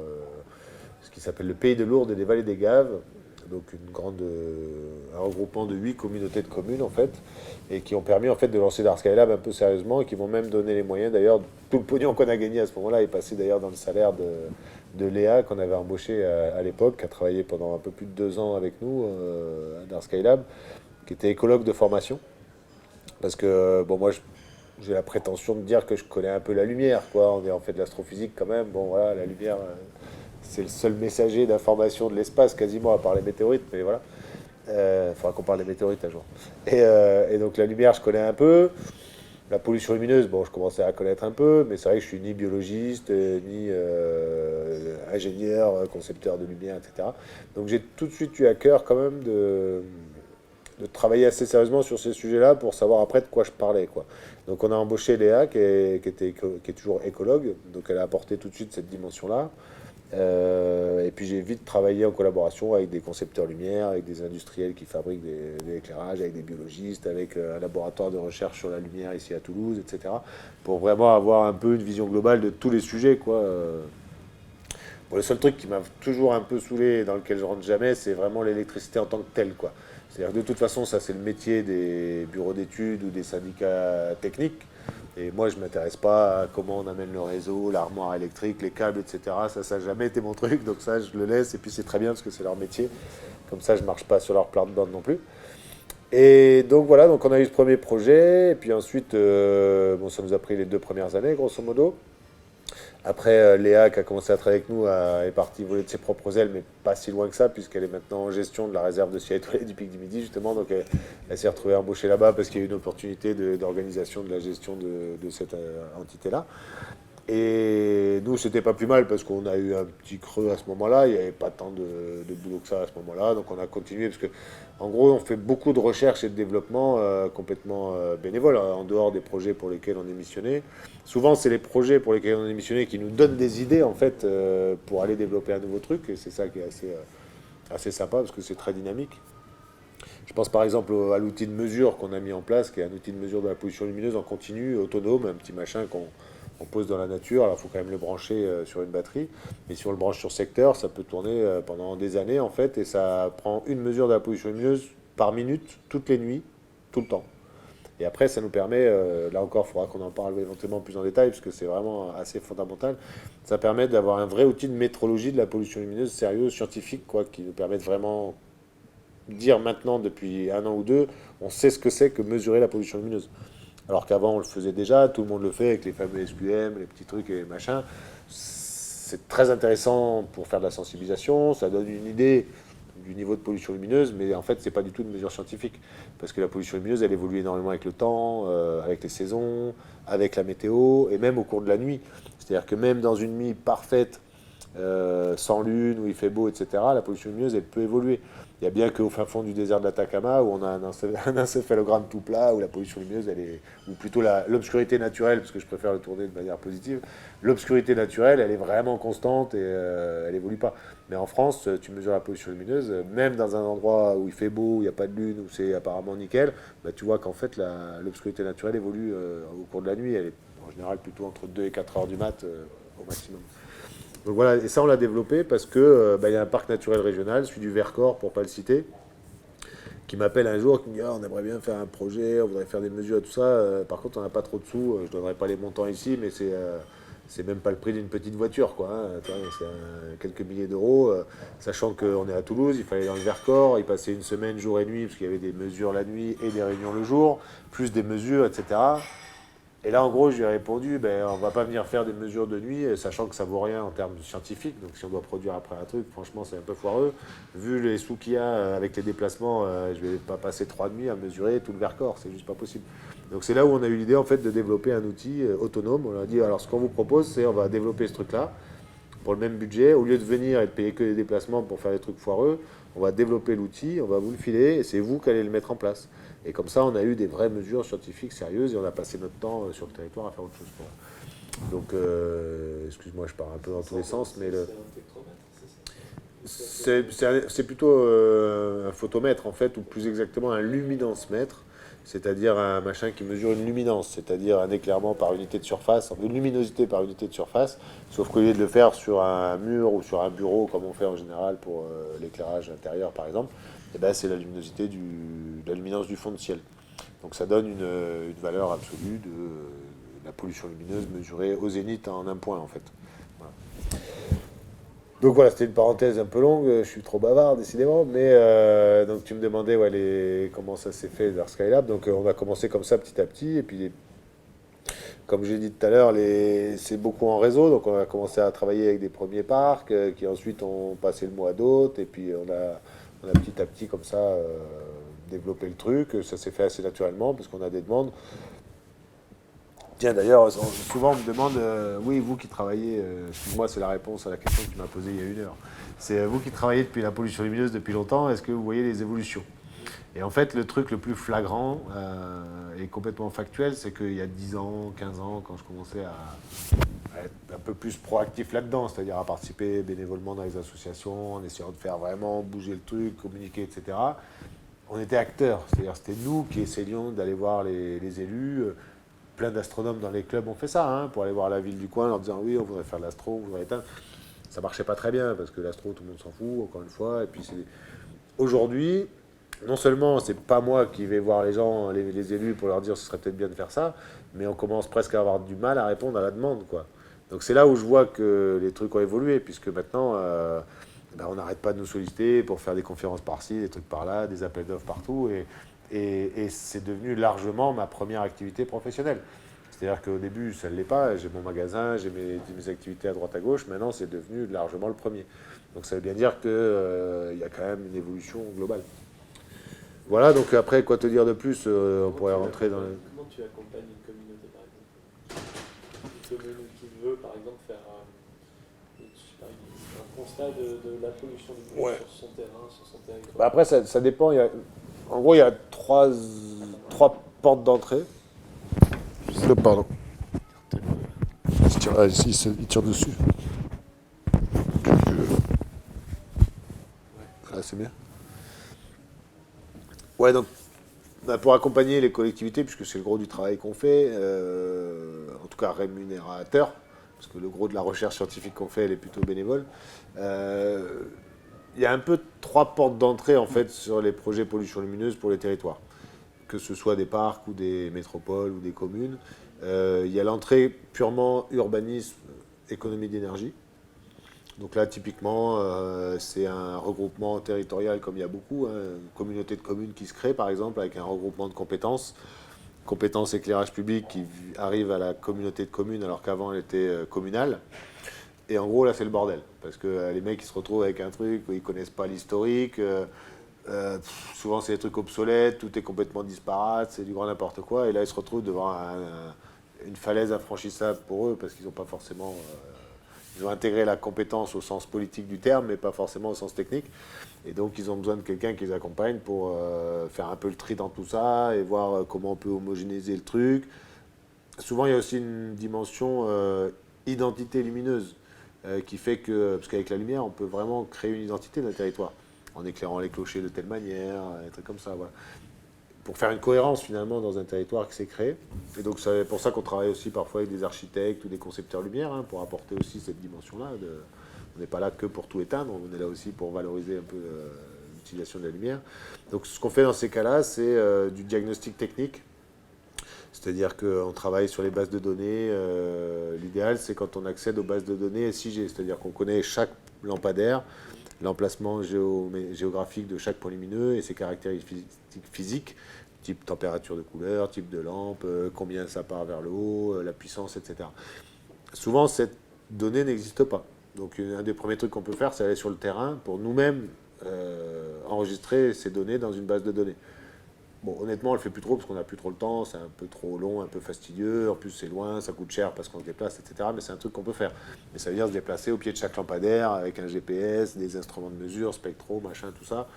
On sait faire, on fait parfois, mais bon, voilà. Et puis ensuite, on peut dire, bon ben voilà, maintenant vous avez on fait un état des lieux, un diagnostic, on dit voilà, votre territoire, il est comme ci, comme ça, voilà ce qui va, voilà ce qui ne va pas. Et maintenant, voilà ce qu'on vous propose. Donc là, en général, on fait plusieurs scénarios. Soit vous avez gagné au loto, ou vous avez des subventions européennes ou quoi, et hop, on rase tout, on remplace tout, et on peut faire ça, voilà. Et à chaque fois, on l'illustre avec des outils, par exemple des outils cartographiques. On leur fait la carte de pollution lumineuse de l'état initial, et on leur dit, bah, si vous faites ça, voilà la carte de pollution lumineuse au final. Donc il y a cet aspect visuel déjà de résorbation du halo de pollution lumineuse. Et on peut faire aussi évidemment le calcul bête et méchant des économies d'énergie, hein. Aujourd'hui, vous dépensez tant, après vous mettez des lampes qui consomment tant, vous allez économiser et ça vous fera tant de pognon en moins, tant de CO2 rejeté dans l'atmosphère en moins, etc. Donc voilà, ça c'est l'aspect plutôt urbanisme, quoi. Avec éventuellement le côté schéma de cohérence lumière, enfin tous les termes habituels, plan lumière, mise en forme, bref. Ensuite, il y a l'entrée plus biodiversité, ce qu'on appelle trame noire. Alors c'est pareil, il faudrait une vidéo entière pour parler de ce que c'est la trame verte, bleue et trame noire.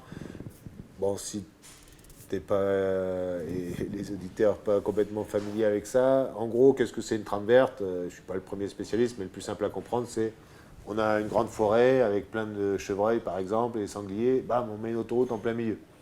On fait ce qu'on appelle une fragmentation du territoire. Donc s'il y a papa chevreuil qui va aller voir maman chevreuil de l'autre côté pour faire un peu du mixage de gènes et pas faire de la consanguinité dans le petit bois qui reste, eh ben, c'est important de recréer un corridor écologique. Et donc on crée une passerelle à animaux, comme on voit beaucoup sur les autoroutes. Voilà. Donc les animaux, potentiellement, ils peuvent passer là-dessus. Ça, c'est un exemple de trame verte. Parce qu'après, il y a les sous-trames, milieu boisé, milieu humide, milieu truc, voilà. Ensuite, il y a les trames bleues. Donc ça, évidemment, c'est les zones aquatiques plutôt. Donc on a typiquement un cours d'eau au bord de la mer, les saumons, les truites qui vont frayer pour pondre là-haut. Bam, on fait un barrage.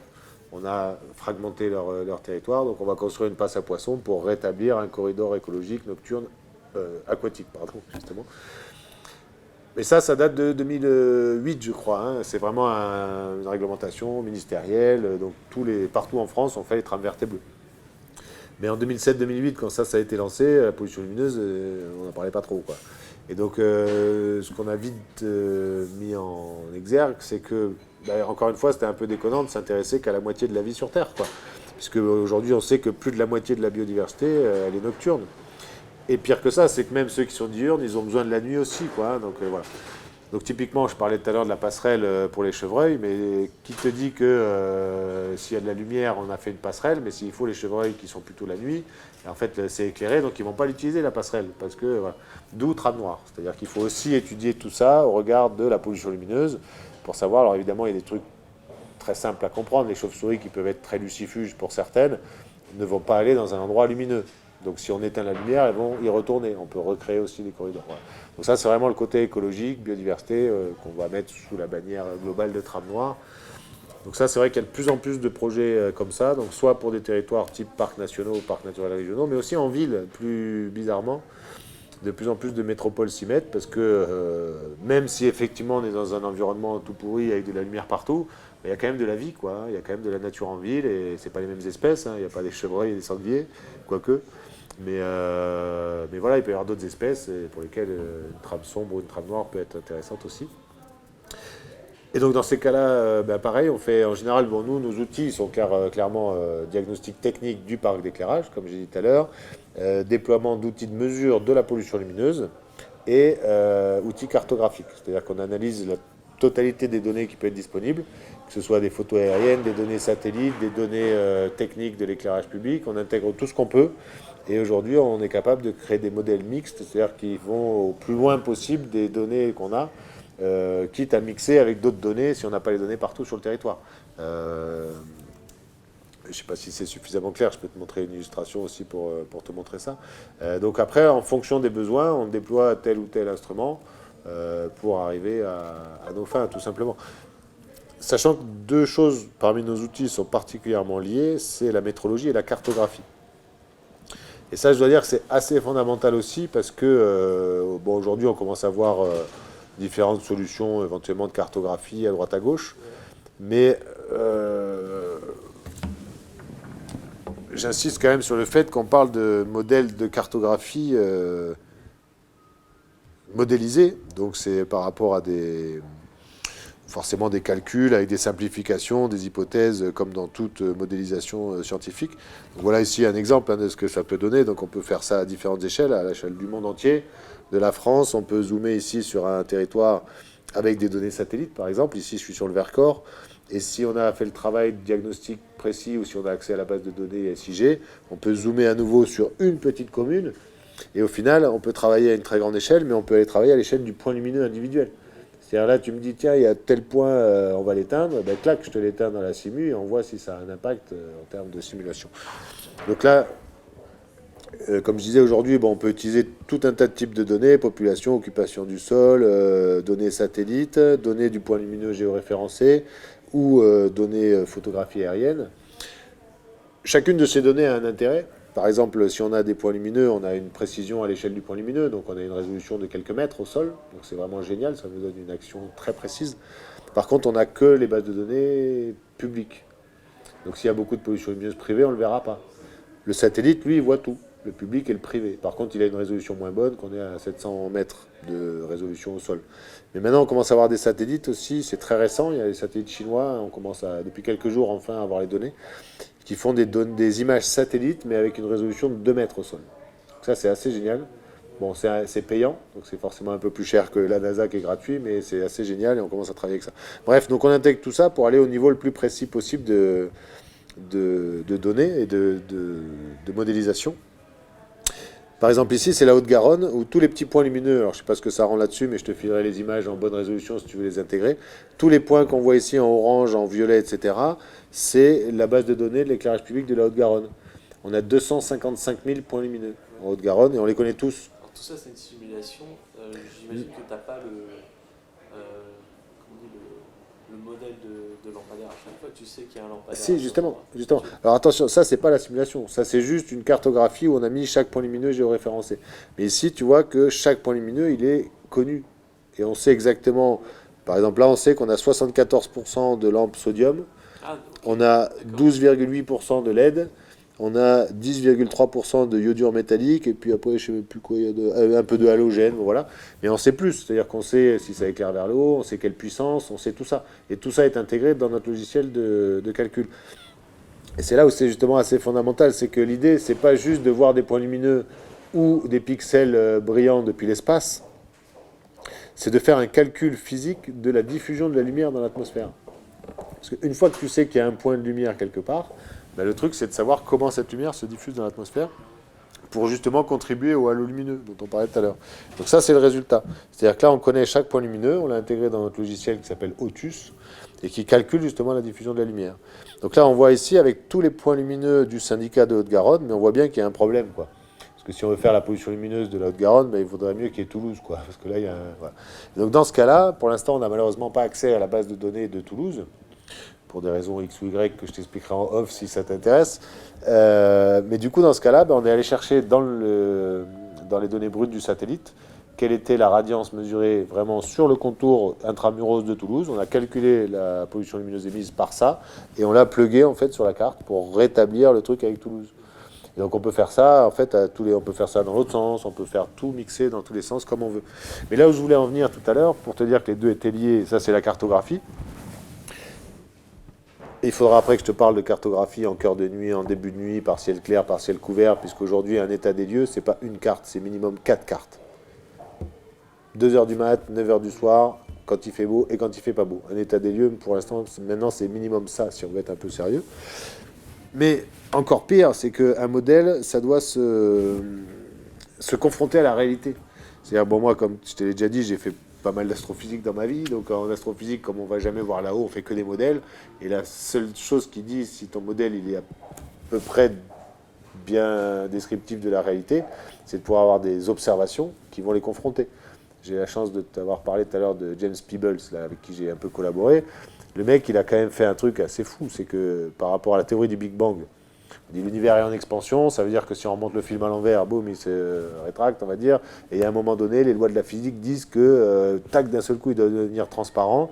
Donc il a été baigné dans de la lumière. Et cette lumière-là, 13,8 milliards d'années après, on doit pouvoir l'observer. Mais comme ça a évolué, parce qu'il y a eu l'évolution, etc., on doit l'observer dans les ondes radio, parce que c'est très froid, etc. Le mec, il a pensé ce truc-là. Et je ne sais plus combien d'années après, on a réussi à avoir la technologie pour construire un satellite qui pouvait, un ballon au départ, pour aller observer dans ces longueurs d'onde-là, et on a vu le machin, quoi. C'est quand même un truc de fou. Mais si on l'avait jamais vu, le machin, la théorie, c'est comme les Bogdanov qui disent ce qui s'est passé avant le Big Bang, tu vois. C'est un genre de truc, c'est juste pas de la théorie scientifique, puisqu'on sait qu'on ne pourra jamais le vérifier. Donc une théorie scientifique et un modèle, ça doit pouvoir être confronté au terrain. D'où l'idée, puisqu'on n'était pas satisfait par les instruments de mesure qu'on trouvait dans le commerce, de le concevoir. Et donc on a conçu un machin qui s'appelle Ninox. La petite photo qui est ici, c'est un petit clin d'œil, mais quand on conçoit un truc comme ça, on le met au pic du midi pendant 1 an ou 2, et si ça tient encore, ça ira partout dans le monde. C'est le beau crash test là-haut. Et en fait, bon, l'idée c'est qu'on va faire, au lieu de faire une mesure à main levée à un moment donné, on va faire une mesure par minute, et on voit ici la courbe, ça montre l'évolution de l'obscurité naturelle pendant une nuit. Seulement une nuit. Donc si tu dis je vais mesurer la pollution lumineuse avec mon SQM à bout de bras parce que j'ai tout un territoire à voir, et donc il y a un endroit je serai à 22h, l'autre à 23h, l'autre à 1h du mat, tu fais juste n'importe quoi. Parce qu'un coup tu vas être là, tu vas mesurer ça, et 2 heures après tu vas être là. Tu vois bien que ça veut rien dire. Et alors, entre ça et ça, on est en milieu suburbain ou en zone rurale très sombre. Tu vois. Donc, c'est juste, ça veut rien dire. L'importance de rester à la même place toute la nuit, alors, c'est ça. Et surtout de mesurer tout le temps. C'est-à-dire plein de fois. C'est-à-dire que maintenant, quand on caractérise un site, c'est pas une mesure qu'on fait au SQM ou 20 mesures qu'on aura moyennées. C'est des millions de mesures. Au Pic du Midi, on a l'instrument qui est là depuis 3 ans. Et ça fait une mesure par minute toutes les nuits. Donc ça fait une quantité de données statistiques hallucinantes. Donc tu vois, bon, après, ça permet aussi d'être vachement sensible. Par exemple, ici, on voit la petite marge d'escalier parce qu'il y a une commune à côté qui a éteint. Et donc des fois, et ce qui est assez marrant, c'est que les gens, ils hallucinent parce qu'on leur file des Ninox à l'autre bout de la France. Ils nous envoient quelques nuits de relevés. Ils nous disent, ah ouais, alors là, il doit y avoir telle commune là, qui était à telle heure, tel truc. Et puis là, vous êtes sûr, vous m'avez dit qu'il y avait une extinction à 23h, mais là, il y a un problème, il doit y avoir un truc qui ne marche pas.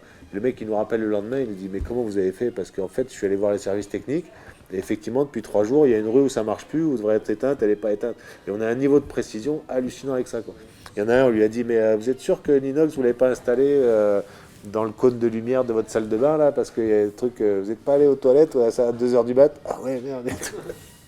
Et Big Brother avec ça. Bref.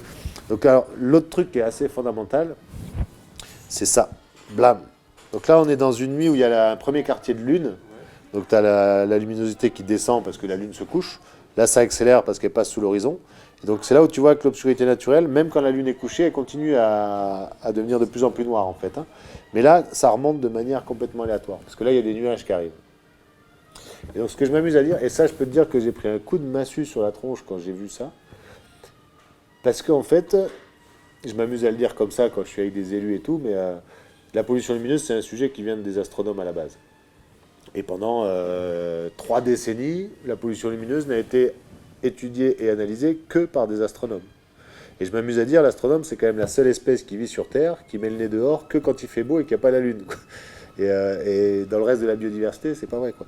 Et c'est vrai que les protocoles, par exemple, moi-même, quand je faisais des protocoles de mesure au SQM, le mot d'ordre, c'était vous sortez dehors quand il fait beau, quand c'est pas trop humide, quand il n'y a pas la lune, et vous mesurez la pollution lumineuse. Sauf que quand on a un crapaud dans une zone humide au nord de Lyon, on va plutôt sortir quand on est sous la pluie. Ou, voilà. Et là, ce que tu vois ici, c'est que quand il y a de la couverture nuageuse, dans une zone urbaine, ça peut multiplier par 10, 20, 30 la pollution lumineuse. Donc, si on est missionné pour travailler sur une trame noire, pour voir l'impact de la pollution lumineuse sur les bestioles, tu ne vas pas leur produire une carte que quand il fait beau, quand il n'y a pas la lune, en deuxième partie de nuit. Parce qu'on sait bien que c'est pas là où il y a le plus de biodiversité qui bouge. Quoi. Voilà, donc ça c'est assez fondamental et on a permis maintenant un peu prétentieux ce que je vais te dire là, mais je l'assume un peu, c'est qu'on a amené cette étude de la pollution lumineuse sur un champ plus scientifique que ce qui se faisait avant. C'est-à-dire que, à ma connaissance, les seuls qui ont vraiment fait des choses scientifiques poussées un peu là-dessus, c'est le modèle qu'a développé Martin Aubé, par exemple, mais qui est très spécifique, puisque son modèle, on y a beaucoup réfléchi, mais il est plus physique que le nôtre, c'est-à-dire qu'il calcule vraiment les interactions photons, molécules, etc. Et du coup, ça limite vachement le... On ne peut pas le faire sur une grande surface, en fait, parce que ça demande beaucoup trop de calculs. Donc nous, on a pris une autre manière d'avancer, c'est qu'on a développé notre propre modèle, mais on a mis beaucoup d'efforts pour le confronter aux mesures de terrain, pour calibrer notre modèle et pour être sûr qu'il représente la réalité. Ça, c'est ce que tu vois ici. Ici, par exemple, c'est la métropole de Limoges, où on a fait les cartes de Limoges, et on a déployé autour des Ninox pendant, je ne sais plus, ça fait 2 ans qu'on travaille là-bas déjà. Et donc là, on voit, ce que tu vois dans les pics ici, c'est l'accumulation statistique des courbes de mesure. Donc chaque point ici, c'est plusieurs semaines de mesure en un même point. Et on voit très bien à certains endroits qu'il y a 2 pics. Un pic d'obscurité, la meilleure obscurité possible quand il fait beau, et un pic de meilleure obscurité possible, mais quand il fait pas beau. Et donc c'est grâce à ça qu'on arrive maintenant à faire des cartes de pollution lumineuse. Bon, ça c'est juste un exemple, mais c'est sur un territoire, je te montre ça parce que c'est là où j'étais hier, en Normandie, où on a des cartes de pollution lumineuse en cœur de nuit. Quand le satellite est passé, où il y avait par exemple ici beaucoup d'extinctions, et on a recréé ici en début de nuit la pollution lumineuse comme s'il n'y avait pas les extinctions.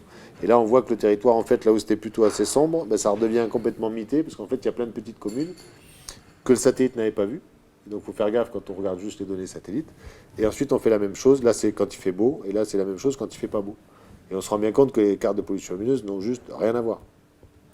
Voilà, mais ça sera peut-être l'objet d'un truc un peu plus détaillé un jour, si tu veux. Mais... Et là, ouais. Ben justement, on parlait de la Voie lactée, alors on parle de pollution lumineuse de la Voie lactée. Bon, les astronomes ont coutume de parler de pollution lumineuse de la Lune, parce que c'est vrai que c'est emmerdant si on veut faire du ciel profond. Donc on n'irait pas jusque-là. Déjà, je dis que c'est pas de la pollution lumineuse, parce que s'il n'y avait pas la Lune, on serait peut-être pas là pour en parler non plus. Donc faut un peu de respect quand même. Mais évidemment, c'est pas de la pollution lumineuse, mais avec les instruments de mesure que je t'ai montré là, moyennant qu'on fasse un peu d'accumulation statistique, on est complètement sensible au passage de la Voie lactée. Par exemple, ça, c'est le même jeu de données, mais qu'on a traité en fait, parce qu'on fait du big data finalement, maintenant c'est à la mode, hein, donc c'est le même endroit, les mêmes données, mais d'un côté, on a pris que les données où il y avait la Voie lactée à moins de 10 degrés du zénith. Et là, on a pris que les données où, d'après les éphémérides, il n'y avait pas la Voie lactée. Et on voit clairement que le maximum a diminué de 0,2 magnitude, quoi. Donc on est capable de caractériser la pollution lumineuse due à la Voie lactée, quoi. Voilà. Et ensuite, donc, tu me demandais pour les histoires de météo. Alors ça, c'est quelque chose qu'on est clairement en train de creuser maintenant. On est en train de travailler sur la saisonnalité de la pollution lumineuse, parce que c'est pas la même pollution lumineuse au printemps qu'à l'automne non plus, par exemple. Et puisqu'on commence à avoir des Ninox installés depuis longtemps, et là on a des projets pour lesquels on les laisse un an en poste fixe dans plusieurs endroits du Massif central. Mais il y en a au Pic du Midi, dans les Cévennes, à différents endroits où il y en a déjà depuis plus d'un an, donc on commence à avoir un peu la vision de ça. Donc c'est super intéressant, parce que là on se rend compte que bon, plus tu grattes, de toute façon c'est de la recherche, hein, donc plus tu grattes, plus tu poses des questions, plus tu avances, donc c'est ça qui est génial. Mais ce qui est intéressant, donc on parlait de l'impact de la couverture nuageuse. Et donc il y a un truc qui a été fait, je ne rentre pas trop dans les détails, mais on se rend compte, comme je te l'ai montré, qu'il y a deux pics. Si tu fais des mesures statistiquement au long cours, tu te rends compte qu'il y a en général deux pics qui correspondent à zéro couverture nuageuse, 100% de couverture nuageuse en gros. Mais ce que tu peux faire, ça tu peux le quantifier un peu.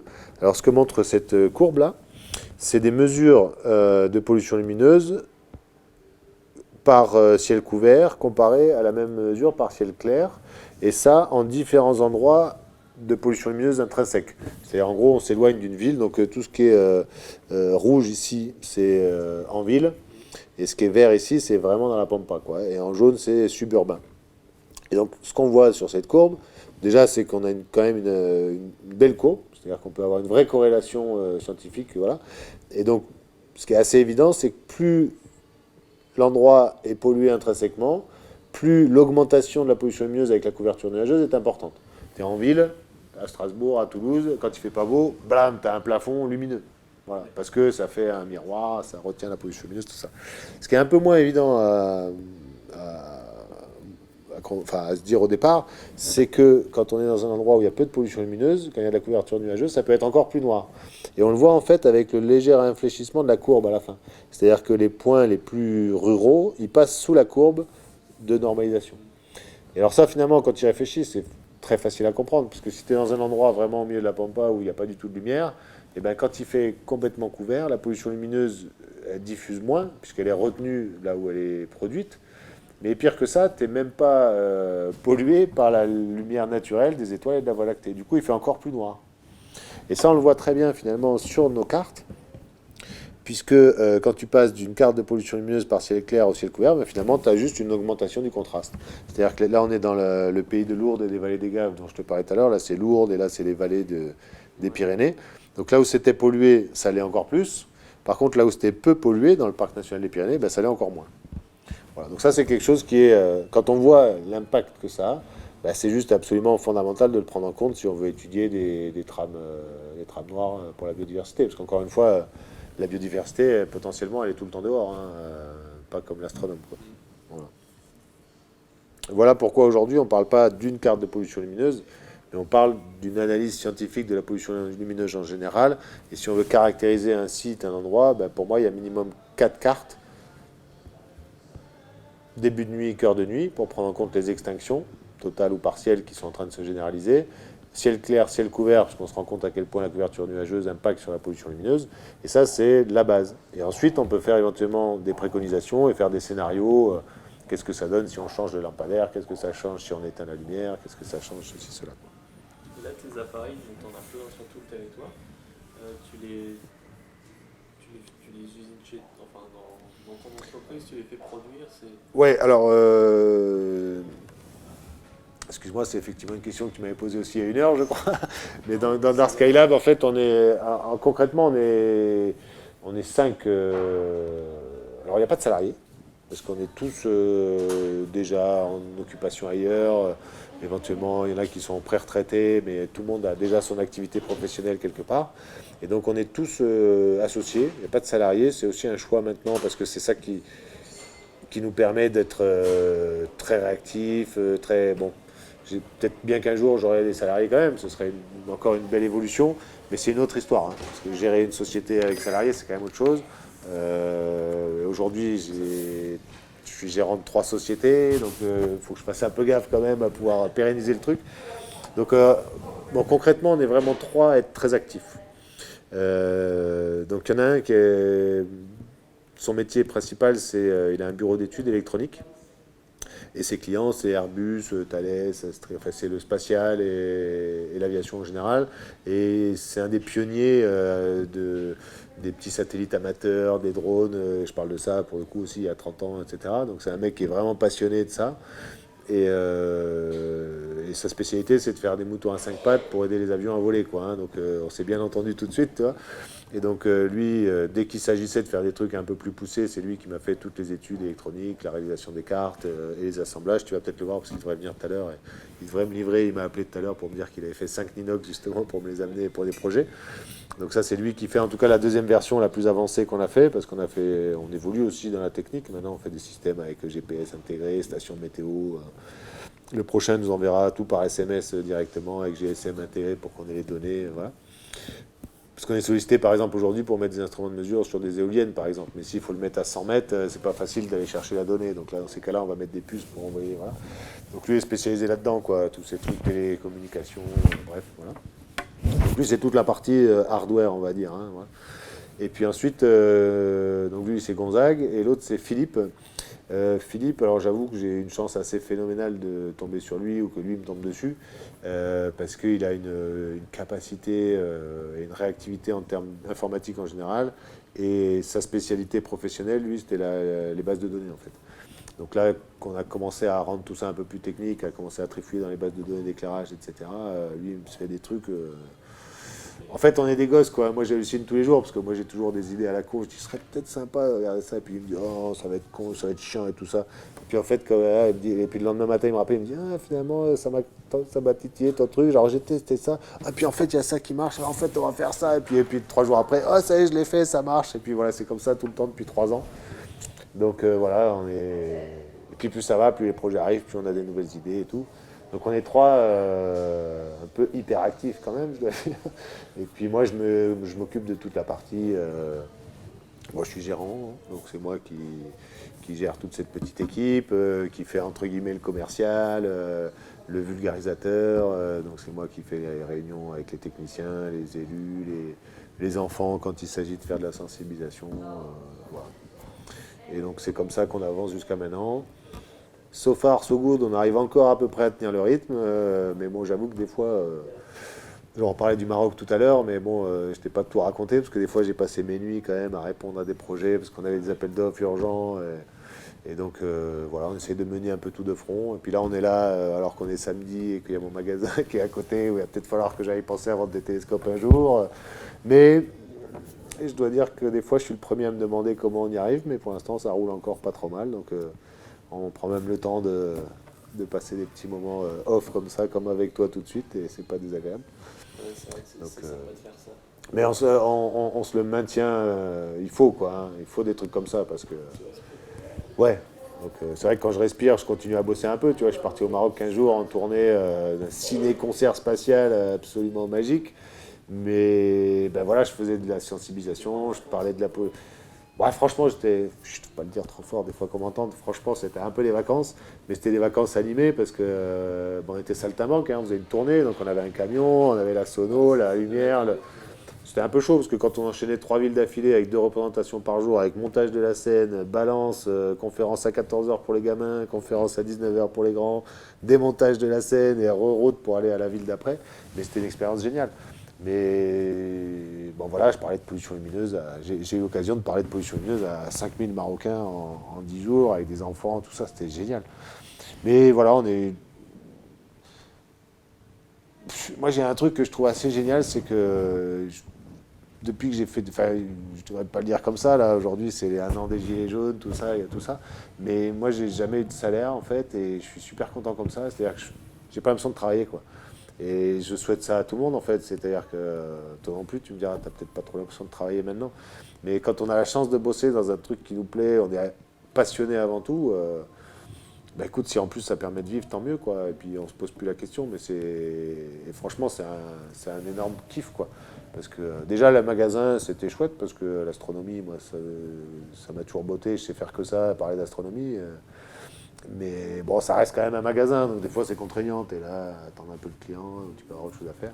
Mais là, je reviens en plus avec un pied dans la recherche scientifique, avec toute la liberté d'action qu'on veut, et on commence même à pouvoir envisager peut-être un jour d'en vivre, quoi. Parce que pour l'instant, on ne gagne pas de sous avec ça, faut pas se leurrer.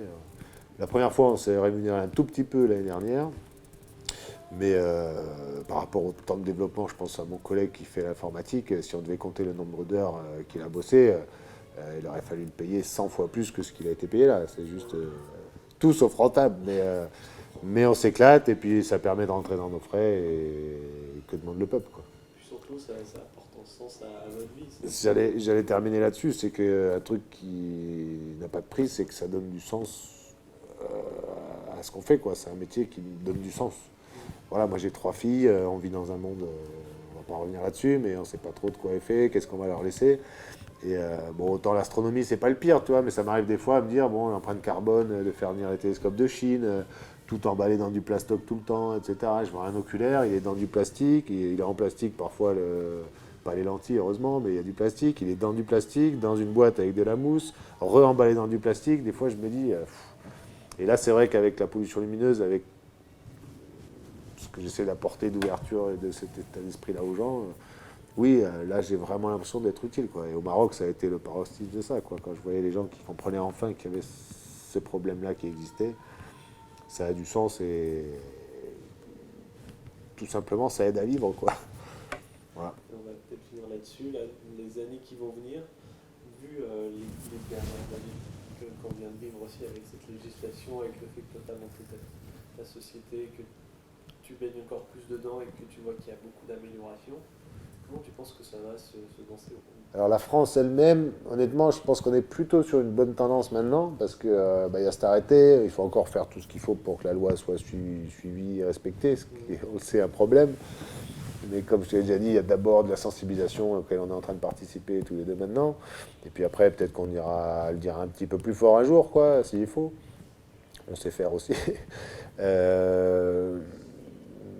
Mais voilà, il y a des projets, il y en a partout. Je veux dire, quand on a fait la réserve du Pic du Midi, je me souviens, on espère que, bon, c'est pas une fin en soi déjà, et on espère que ça fera tache d'huile.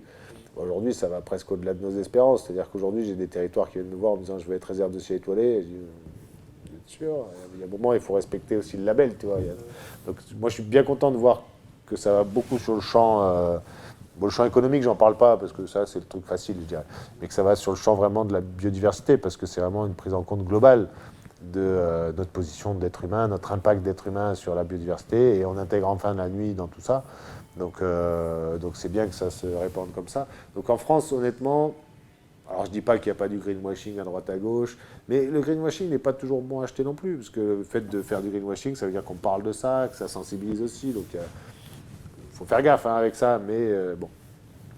Il y a des projets auxquels j'ai participé qui sont clairement très politiques, et beaucoup plus politiques que d'autres, mais n'empêche que même si on le sait, on se rend compte que quand on fait un grand barouf d'honneur avec plein de politiques, on arrive à éclairer une petite lumière quand même dans l'esprit de pas mal, donc ça sert quand même, quoi. Et donc l'avenir en France, pour moi, il est plutôt positif. Donc là, on est plutôt, nous, concrètement, en tant que Dark Skylab, en train de s'organiser pour pouvoir répondre à la demande, de se spécialiser de plus en plus. C'est-à-dire que moi, de plus en plus, au début, je prenais tout, je répondais à tout, parce que ça m'intéressait. Aujourd'hui, quand il y a des projets qui ont pour fenêtre d'entrée plutôt l'urbanisme, maintenant qu'on a quand même un réseau aussi assez dense de partenaires, parce que j'ai bosser avec plein de bureaux d'études environnementaux, techniciens éclairage public, je vais plutôt renvoyer directement vers eux en fait. Et moi je vais juste sous-traiter sur nos valeurs ajoutées qu'on apporte. Mais là ça m'arrive très régulièrement en ce moment, puisqu'il y a beaucoup de projets comme ça, quand c'est, je sais pas moi, faire un diagnostic de la pollution lumineuse sur quelques communes à l'autre bout de la France, ben, je vais dire au bureau d'études que je connais, je dis tiens il y a un projet, il est pour toi, et moi si tu veux je t'accompagne un petit peu. Voilà. Donc on se recentre un peu vraiment sur nos vraies valeurs ajoutées, qui sont celles que je t'ai montrées là. Et puis, ben moi maintenant, l'avenir, il est surtout à l'international, en fait. Parce que, bon, on a un peu parlé du Maroc, ben là, tout est à faire. Parce qu'au Maroc, ils sont encore, puis à l'Afrique en général, au stade plutôt à aller vers l'électrification. Du coup, c'est clair qu'avec l'électrification, il va y avoir la lumière. Et un problème dont on n'a pas parlé encore, c'est le problème nord-sud. C'est-à-dire que tous les éclairages qu'on ne veut plus chez nous, que la loi interdit ici, ils ont été construits. Et donc, ils vont où? En Afrique. Donc tu as vu le boulevard Mohamed VI ou Mohamed V à Marrakech, c'est que de la LED à 5000 Kelvin qui bazarde dans tous les sens, etc. Ça, c'est interdit en France aujourd'hui. Mais voilà. Et bon, on travaille beaucoup, on commence à travailler avec l'international, on commence à travailler un petit peu balbutiement avec la Chine. Mais l'avenir de tout ça, il est mondial. Hein. On est sur un problème planétaire. Donc il ne faut pas le regarder par le petit bout de la lorgnette française, quoi. C'est-à-dire qu'en France, au mieux, on peut dire de manière pompeuse qu'on peut essayer de montrer un peu l'exemple, parce qu'on a la chance d'avoir les moyens d'être déjà dans cette étape-là, quoi. Mais il faut le voir que comme ça. Parce que le problème, il est planétaire.